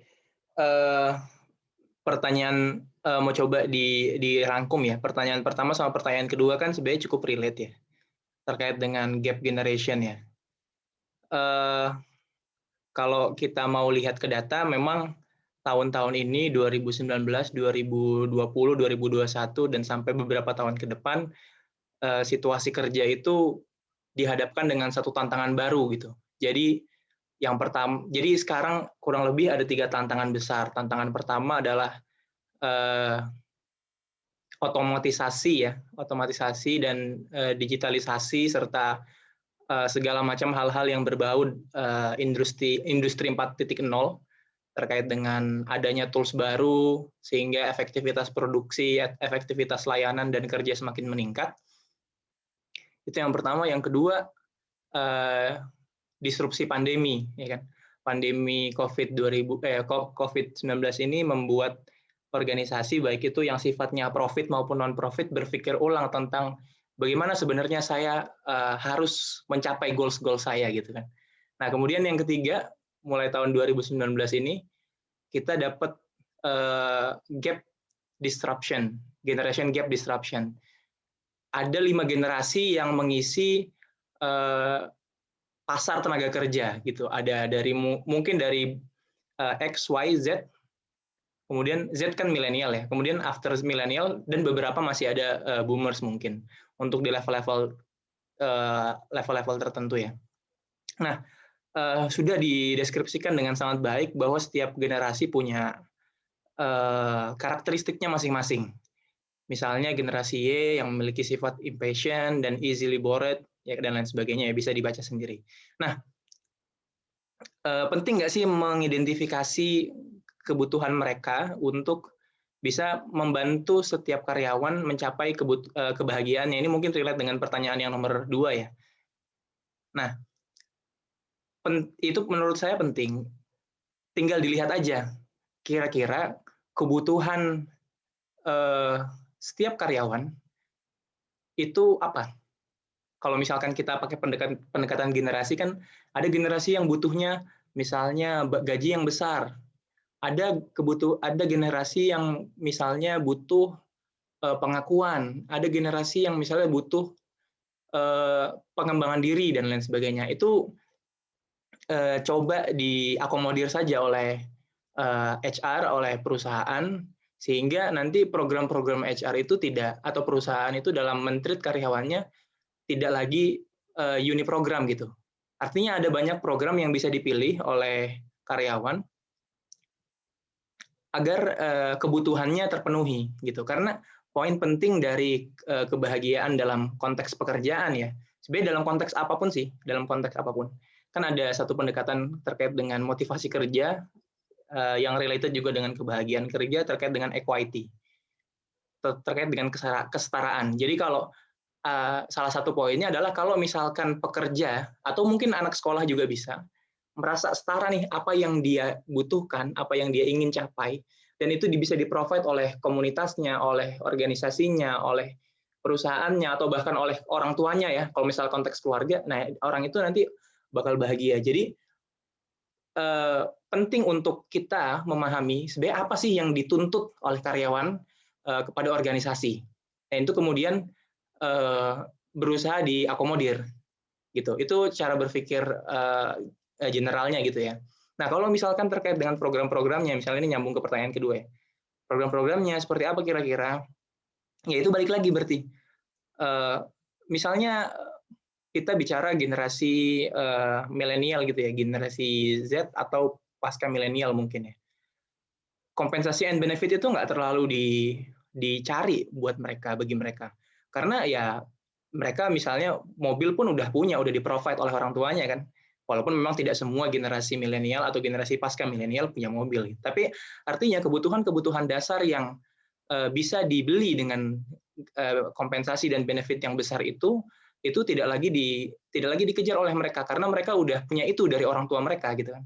Nah, mereka lebih mencari ke pengembangan diri dan karir, kemudian pengakuan terhadap keterampilan yang dimiliki. Sehingga untuk program yang bisa didesain HR, baik itu secara teknis misalnya recruiter atau secara strategis misalnya employee experience dan lain sebagainya, itu bisa menyesuaikan dengan kebutuhan itu. Nah, poin paling pentingnya adalah untuk mengetahui program seperti apa yang akan dikasih. Poin paling pentingnya adalah kita berempati. Kita coba pahami, berempati, kemudian kita ideasikan kira-kira dari data-data yang kita dapatkan dari empati, apa nih solusi atau produk atau service HR yang bisa kita tawarkan gitu. Nah, itu mungkin terkait dengan pertanyaan 1 dan pertanyaan 2. Kemudian mau sedikit disambung ke pertanyaan ketiga yang tadi mungkin disampaikan oleh Rina. Seperti biasa ya Rina, mungkin karena dulu Kastrat gitu ya, kajian strategis di kampus, jadi pertanyaannya kritis-kritis gitu ya. Semoga tidak koma ya, cuman kritis aja ya. Kalau koma bahaya nanti. Terkait dengan Kalau para titik, kalau titik. kalau titik. Kalau titik nggak ada di sini. Ya lanjut. Betul. Kalau terkait dengan paradoks kebahagiaan ya, kalau kan disampaikan bahwa kalau misalkan dikasih tujuan itu nanti jadi nggak bahagia dalam proses mengachieve-nya. Tapi di satu sisi ada paradoks juga. Kalau misalkan hidup itu harus punya tujuan. Kalau nggak punya tujuan nanti kita nggak terarah. Artinya ada paradoks di dalam paradoks gitu ya. Sebenarnya ini mau menegaskan lagi ya, seperti yang sudah disampaikan di pekan lalu, tujuan atau angka itu memang tidak selalu berkaitan dengan kebahagiaan atau tidak berkaitan dengan kesedihan gitu ya, atau tidak selalu berkaitan dengan stres yang dibawanya, atau tidak selalu berkaitan dengan perasaan-perasaan yang akhirnya ada di situ gitu. Kayak misalkan kita dikasih target yang tinggi, angka target yang tinggi itu tidak serta-merta selalu membawa pada kebahagiaan atau tertekan atau stres dan lain sebagainya. Tapi makna orang di balik angka itu, makna orang di balik target itu, makna orang di balik event kejadian itu yang akan membuat orang itu jadi stres atau bahagia atau senang atau justru malah semangat gitu ya. Makanya tadi yang disampaikan oleh Pak Ian, memperbaiki mindset itu penting gitu. Tapi kadang-kadang ya ada juga orang-orang yang batu gitu ya. Ada juga orang-orang yang batu, maksudnya udah kita berusaha install mindset positif, optimis, tapi tetap nggak bisa. Nah itu pendekatan individu berarti nggak bisa dipakai. Kan mindset itu kan, mengubah mindset kan pendekatan individu ya. Nah berarti harus pakai pendekatan organisasi. Nah balik lagi ke yang di awal, orang itu pengen apa? Agar dia bisa termotivasi gitu ya. Agar dia bisa memaknakan bahwa tujuan target yang dikasih itu adalah target yang bahagia. Kalau misalkan orang yang nggak bisa diinstal mindset positif, ya berarti kita nggak udah bicara bahagia yang selanjutnya itu hedonistik ya, transaksional aja itu pekerjaan. Ya udah, kamu mau apa? Kamu butuh apa dari pekerjaan ini? Kalau ya udah saya penuhi, tapi tolong pekerjaannya diselesaikan ya. Tapi itu imbasnya buat dia ya dia kehilangan alasan dari segala macam aktivitasnya kecuali hal-hal yang sifatnya transaksional itu gitu. Nah kemudian pertanyaan lanjutannya, kalau misalkan ternyata realitasnya itu sangat tidak mungkin untuk berpikir positif ya, begitu ya. Kalau misalnya sekarang corona gitu kan, susah kita berpikir positif karena ya bagaimanapun segala lini terdampak gitu kan. Nah,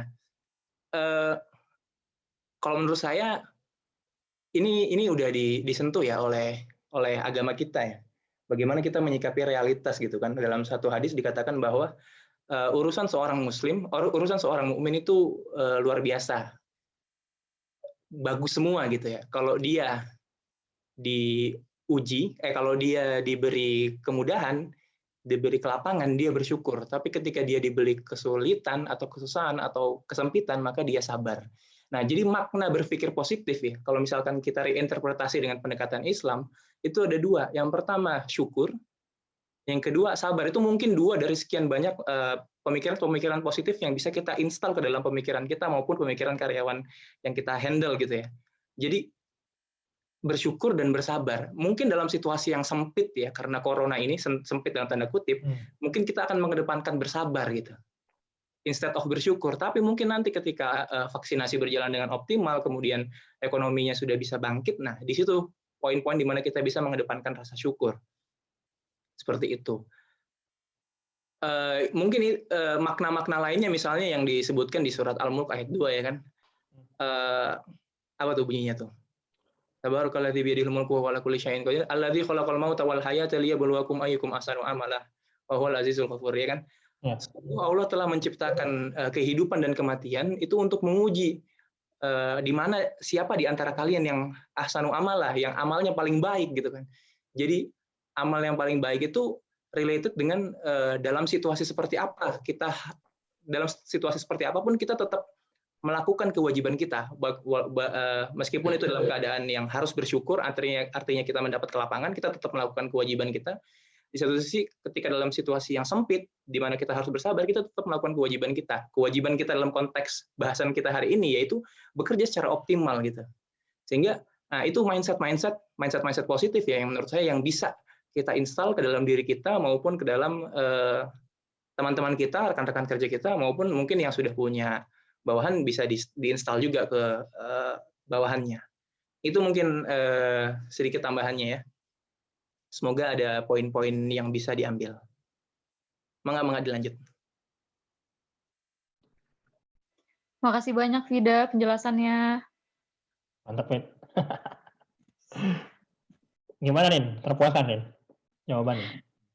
Tercerahkan, alhamdulillah, terima kasih. Iya Syukur benar, dan kuncinya sabar, ya. sabar dan syukur. Iya. Dan kalau ngerasa masih masih terasa berat, ya udah memang berat sebenarnya, tapi ya udah balik lagi sabar dan syukur. Bener-bener. Iya. Tercerahkan sekali, terima kasih banyak. Jazakallah khair. Begini ya, kita mikirin masalah-masalah segala macam, kita coba jawab dengan dunia, pada akhirnya Islam tuh udah ngasih gitu. Masya Allah. Oke, Tok.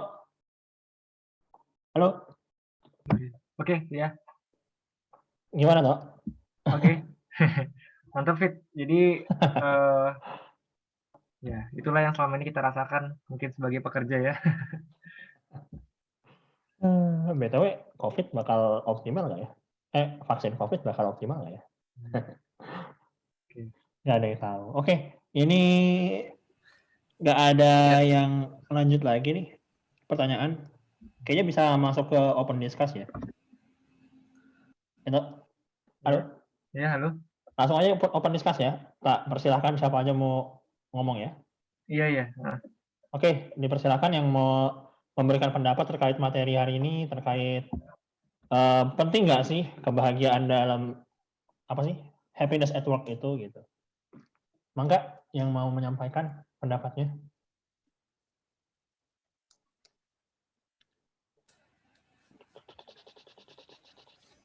Kayaknya udah sepakat itu. Sepakat ya. Bahwa Tapi tadi konsep ya, kita rebutan dulu. Cukup bagus ya. Itu tabrak-tabrakan ya, sorry. Ya, jadi konsep tadi yang disampaikan Vida cukup kayak menjadi salah satu bungkusan dari bahasan kita sih. Tapi kalau barangkali ada yang membuka bungkusan itu supaya bisa ngebungkus lagi yang lebih banyak gitu hidangannya, ya masih ada waktunya ya, ya. Masih banyak waktu. Jadi topik ini udah dibungkus nih, istilahnya bagus lah gitu. Menunya, barangkali ada yang ngebuka dulu untuk menambahkan lagi bobot-bobot itu.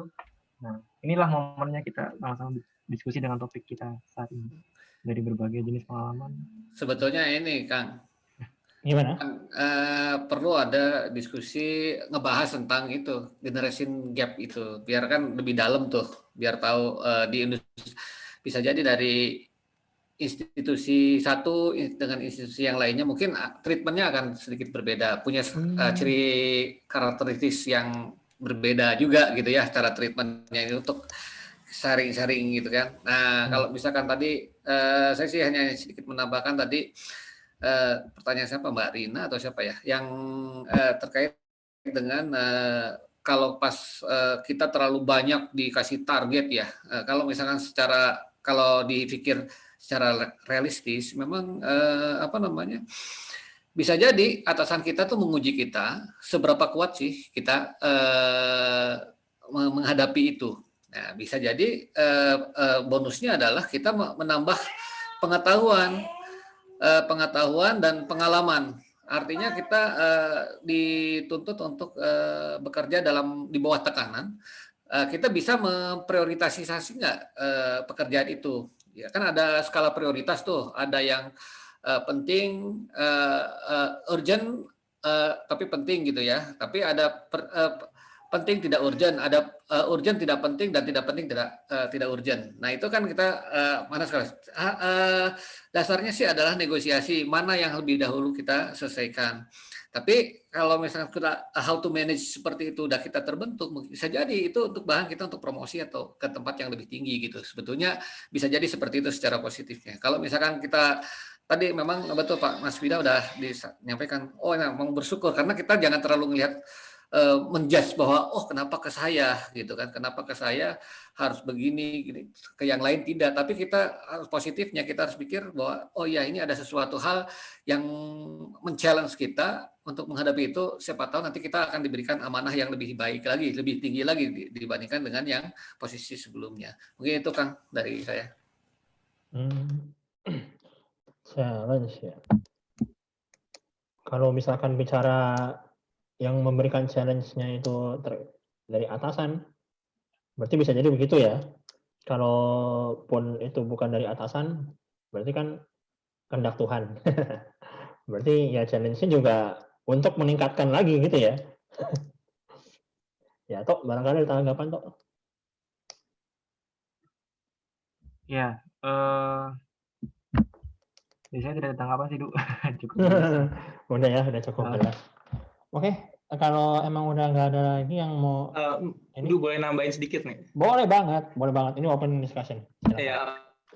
Ya benar tadi yang Pak Ian sampaikan, itu real sih terjadi. Artinya kan setiap perusahaan punya ini ya, punya succession planning ya, punya planning untuk siapa sih kira-kira yang sekarang sedang bekerja di level staff misalnya bisa kita angkat ke level yang lebih tinggi gitu. Nah itu biasanya ada proses-proses dalam tanda kutip diuji gitu ya. Jadi emang sengaja ditugaskan, misalnya kita ditugaskan lebih dibandingkan yang lain, yaitu untuk melihat resiliensinya sebesar apa sih si anak ini gitu.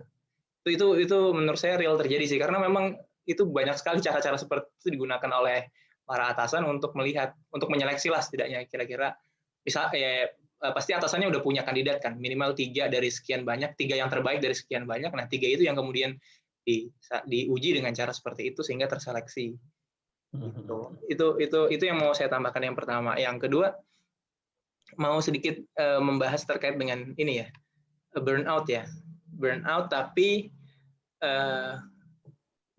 dari sudut pandang yang agak sedikit berbeda. Boleh izin share screen? Oke.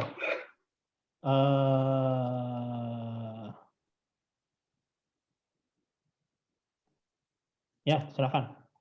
Cobain. Oke. Jadi ini ada the burnout curve. Ibaratnya di level collapse inilah yang paling bawah inilah kita baru bisa disebut burnout ya. Ini proses menuju collapse itu, ini seperti ini karakteristiknya. Jadi ada. Belum kelihatan kan? Oh belum kelihatan ya? Belum kelihatan. Kayaknya. Sebentar. Yang pantau ini dulu, dikeluarin dulu. Ya. Ini ya, ini udah kelihatan ya? Ya, baru masuk. Oke, ini jadi the burnout curve. Ini saya ngambil di Google aja nih sebenarnya. Nanti teman-teman bisa sambil lihat dan searching sendirilah. Kan kita resource-nya sudah melimpah ya. Jadi ini bagaimana proses burnout terjadi. Burnout itu dikatakan burnout kalau misalkan kita udah di collapse nih. Kita udah nggak sanggup lagi mau ngapa-ngapain. Jadi secara fisik kita kehabisan energi, secara mental kita sudah kehabisan motivasi gitu. Jadi kita udah benar-benar di titik di mana ya udah memang sudah harus istirahat gitu. Nah, ini prosesnya seperti ini. Nah, tapi ini dari sudut pandang Islam ya, dari sudut pandang Islam. Menurut saya paling mentoknya seorang mukmin ya, seorang orang yang beriman itu ya, itu sampai descend into cynicism aja, gitu ya. Kita nggak boleh turun sampai feeling of despair and hopelessness, karena berkali-kali di literatur di Al-Quran maupun di hadis gitu, janganlah berputus asa, kemudian janganlah merasa lemah dan lain sebagainya. Artinya kita diminta oleh Allah ya untuk terus bisa menyemangati diri kita gitu. Misalnya ya ini kan bisa terjadi di manapun ya, kerjaan maupun ya ibadah-ibadah harian pun bisa terjadi kan, kita burn out sholat tahajud misalnya, saking gagalnya planning kita. Awalnya kan kita punya excessive expectation nih, kita bisa nih sholat tahajud seminggu 7 kali, gagal terus sampai akhirnya collapse ya kan.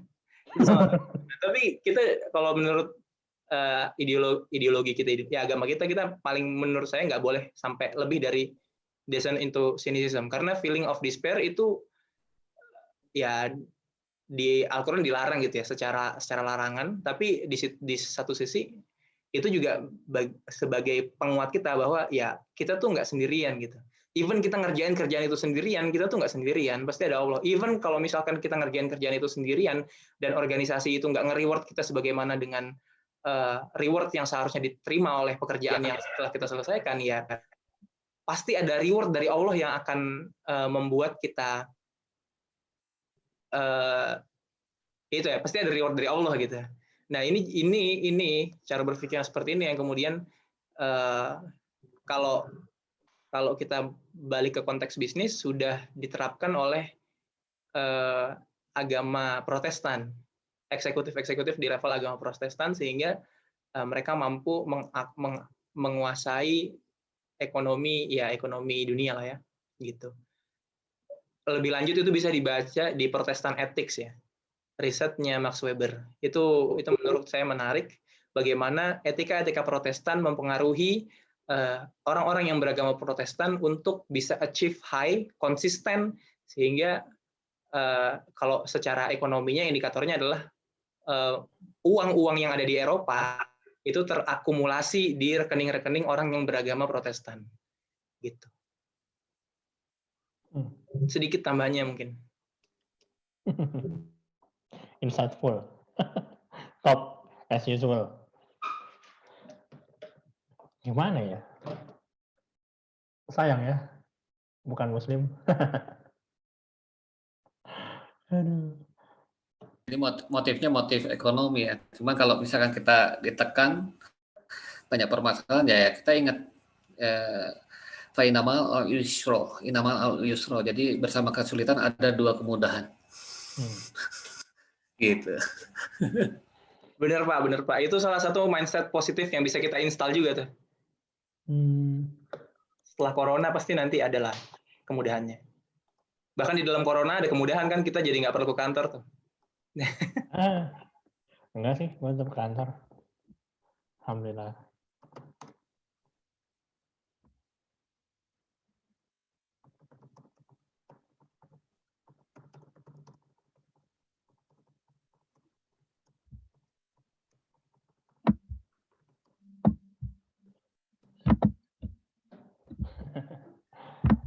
Oke, gimana? Tok, ada pendapat Tok? Ya, kalau dari saya, tadi kan ada kasus ya, mungkin dari kasus yang burnout, ada karyawan mungkin konteksnya mungkin lebih kayak tadi, saya nggak tahu ya sebenarnya dia udah pada tahap di curve itu tuh udah sampai tahap mana gitu, sampai dia merasa sampai bilang saya nggak tahu harus bagaimana karena udah merasa nggak nyaman gitu ya dengan lingkungan kerja. Oleh karena itu kadang saya nggak ingin secara radikal gitu ya. Pertama saya mungkin secara level jabatan ataupun secara strategis memang tidak bisa mengambil sudut pandang organisasi harus seperti apa gitu karyawan tersebut. Tapi secara individu saya juga nggak mungkin secara radikal bahwa ya tadi gitu bahwa seorang muslim itu hanya boleh sampai batas ini gitu. Kita nggak boleh karena kita juga nggak mungkin kan menerapkan secara hal tersebut dalam konteks di dunia sehari-hari ataupun di dunia bisnis. Nah itu mungkin itu konsep yang mungkin kita terima sebagai makna atau meaning buat kita sendiri gitu. Nah, tapi bagaimana jika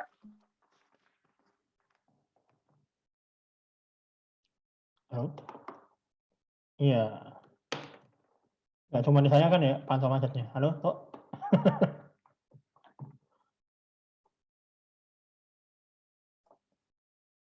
tambahan mungkin pendapat di situnya sih. Ya, connection is unstable. Ya, nggak stable ya. Nggak stable, sorry. Gimana? Enggak, tadi kekat gimana ya? Lagi. Ya, oke. Iya, lebih ke metode berarti kan ya. Gimana tadi sampai mana? Iya, lebih ke metode sih. Jadi sebenarnya gini Fit, ini udah stabil lagi belum? Udah kedengeran jelas belum? Udah lebih stabil. Ya sebenarnya sebenarnya poin atau apa ya, payung yang sedang mau coba kita diskusikan sebenarnya kan bagaimana supaya nggak secara radikal gitu ya atau secara apa ya bahasanya posisi radikal ya. Jadi kayak seolah satu jalan. Padahal masih banyak jalan lain barangkali bisa menjadi salah satu solusinya. Maksudnya tadi dalam kasus contoh yang pernah terjadi pada saya, yang ada karyawan yang merasa udah nggak tahu harus bagaimana, pokoknya udah penuh perlakuan yang menurut beliau gitu, dibuktikan juga dengan komentar-komentar rekan kerjanya gitu ya, udah nggak nyaman, pokoknya udah bener-bener udah nggak tahu ya, entah itu udah tahap collapse ataupun yang lain gitu ya. Mungkin konteksnya itu burnout, tapi mungkin dalam konteks lain dia udah merasa hopeless lah bekerja di sini gitu. Nah, terkadang mungkin saya merasa bahwa saya nggak mungkin kan secara radikal gitu ya menyatakan bahwa ya kamu harus bersyukur dan seorang muslim itu nggak boleh gitu lebih dari situ dan segala macam. Itu kan secara praktik kan nggak mungkin seperti itu. Nah itu mungkin apa yang menjadi konsep itu diterapkan secara pribadi oleh diri kita sebagai seorang muslim gitu. Jadi kayak mindset pribadi ya seperti itu gitu kan. Tapi bagaimana dalam konteks profesional yang memang ada orang yang barangkali seperti itu dan kita sebagai HR barangkali sebagai praktiknya itu ya mungkin ada nggak pendapat ataupun insight kira-kira dari teman-teman praktisi ketika menghadapi hal tersebut gitu? Oke. Mungkin saya dulu ya, Ridwan ya, boleh ya? Boleh. Ridwan tadi yang ngangkat isunya saya, jadi saya merasa bertanggung jawab untuk menggulirkan diskusi ini. Nanti kalau teman-teman yang lain punya insight lain boleh. Yang pertama, ya tentu metodenya kita nggak bisa dogmatis lah ya. Even dia seorang muslim pun kita nggak bisa dogmatis bahwa kamu harus kayak gini, kamu harus begini, dan lain sebagainya. Cuman kebetulan karena saya melihat kesamaan level ya secara umum di terkait dengan orang-orang yang ada di grup ini, karena beberapa kali bahasannya juga mengarah ke situ, saya ya belak-belakan aja tadi bahasannya lebih ke dogmatis, karena kita semua udah tahu kan siapa kita, kemudian kita harus apa di dunia ini dengan panduan Al-Quran dan lain sebagainya. Cuman ketika kita menghadapi orang-orang yang tidak seperti yang ada di grup ini, maka kita perlu mengubah metodenya. Ya metodenya lebih ke dialog. Kalau saya pribadi lebih ke dialog. Dan yang perlu diingat adalah, udah dideret lagi tadi gambarnya. Oh belum, sebentar. Yang perlu diingat adalah ini adalah hal yang universal. Bahwa beliefs di balik seseorang atau faith ya, kita bicaranya faith ya, kepercayaan seseorang terkait sesuatu itu sangat mempengaruhi bagaimana dia berperilaku, bahkan dia berperilaku itu dalam derajat tertentu ya, terkait dengan intensitasnya, frekuensinya, ya kan? Kalau intensitas dalam konteks dunia kerja kan berarti produktivitasnya. Kalau frekuensi kan dalam dunia kerja berarti seberapa sering dia melakukan suatu pekerjaan tertentu, ya kan? Itu sangat dipengaruhi oleh beliefs gitu. Jadi kembalikan ke kita bisa ajak mereka dialog untuk mengembalikan ke beliefs-nya dia lagi gitu. Even kan ini proven ya. Agama Protestan pun dengan keimanannya juga bisa bounce back gitu. Sampai descend into cynicism dia balik lagi. Resiliensi itu sangat dipengaruhi oleh beliefs-nya individu itu. Nah, kalau misalkan dia nggak punya beliefs yang sifatnya transendental, spiritual,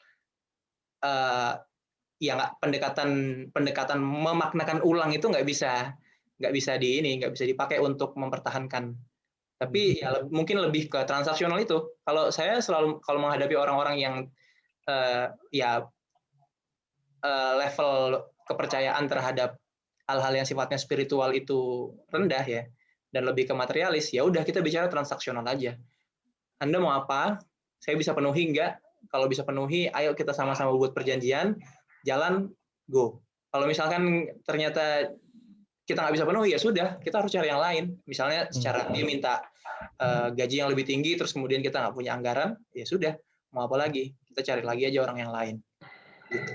Iya, ya artinya memang ternyata di dalam dunia profesional terkadang kita memberikan salah satu pendekatan yang lebih transaksional ya, Fit ya. Karena memang saya merasa juga orang tersebut juga pertama ya memang secara agama berbeda gitu ya. Kadang kalau misalkan saya mencoba untuk menekankan seperti yang mungkin poin-poin yang saya sebelumkan terkait makna, terkait dengan meaning segala macam, ya karena orang tersebut saya mencoba untuk berempati dengan kondisi dia gitu ya, artinya ya dia udah nggak sanggup, kemudian udah merasa pokoknya entah di tahap apa. Nah itu saya akan lihat bahwa dia butuh apa, mau apa yang seperti kita sampaikan gitu. Jadi ya ujung-ujungnya transaksional sih. Iya, Ujungnya seperti itu. Ujungnya seperti itu. Akhirnya dia keluar gitu kan. Iya, iya. Mungkin dia mencari yang lebih baik atau bagaimana, akhirnya dia keluar gitu kan. Saya nggak Jadi- mencoba dia mempertahankan dia supaya kerja itu bagus kamu di sini. Nggak mungkin. Iya, iya, benar. Ya, makanya kita perjuangkan orang yang bisa diperjuangkan, yang tidak bisa diperjuangkan dengan pendekatan maknawi ya sudah. Lebih baik dia mencari tempat yang di mana dia bisa lebih nyaman gitu aja kan. Betul. Wih, Aap, open mic nih. Ada yang mau disampaikan? Oh enggak. Enggak, Kang. Maaf, Kang. Tadi baru masuk lagi. Oh iya, oke. Oke, jadi tadi kita sudah bahas banyak sekali.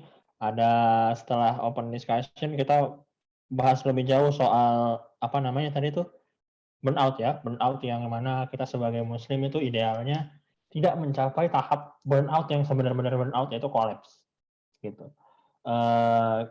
Kalau di tahapan yang tadi ditunjukin itu mungkin jatuhnya masih di yang mana Fit terakhir Fit, aduh lupa lagi itu.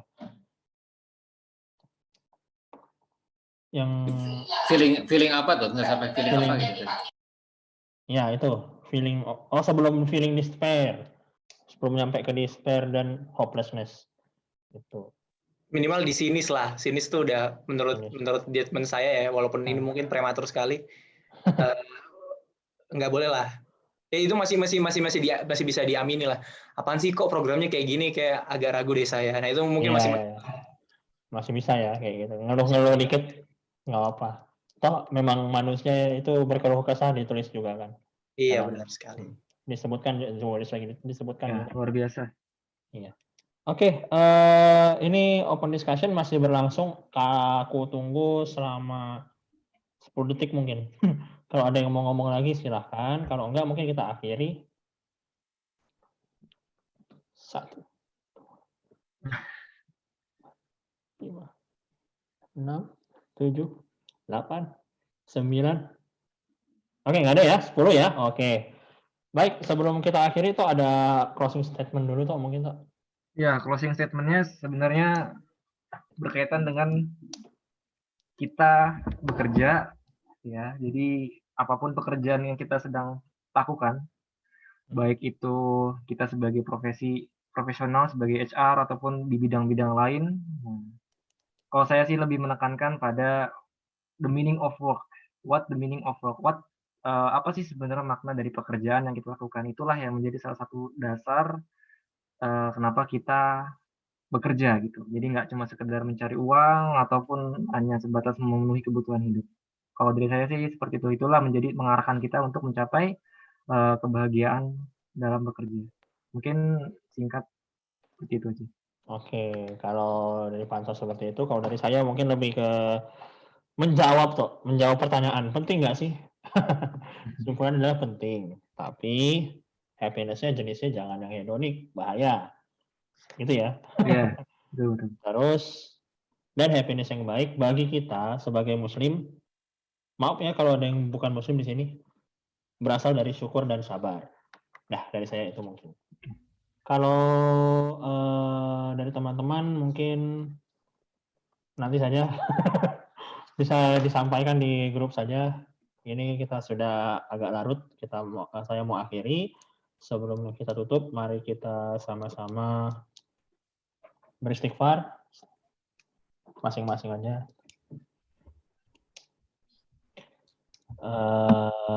Dan sekian dari saya. Wassalamualaikum warahmatullahi wabarakatuh. Makasih Panto. Wabarakatuh lagi. Wabarakatuh. Astagfirullahaladzim.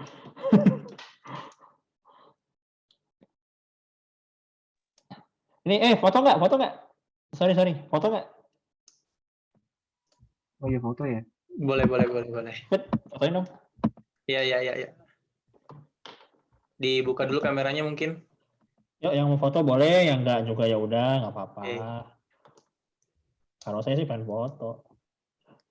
Martin. Waduh. Dikirain tuh Martin sopo, ya Allah. Sebentar saya ganti virtual background dulu ya. Virtual Gue tuh mikir, background. Martin Sopo, ya Allah. Pelantikan pengukuhan, waduh. Nah. Yuk, 1, Ada Eca. 2, 3. Sekali lagi, sorry. 1, 2, 3.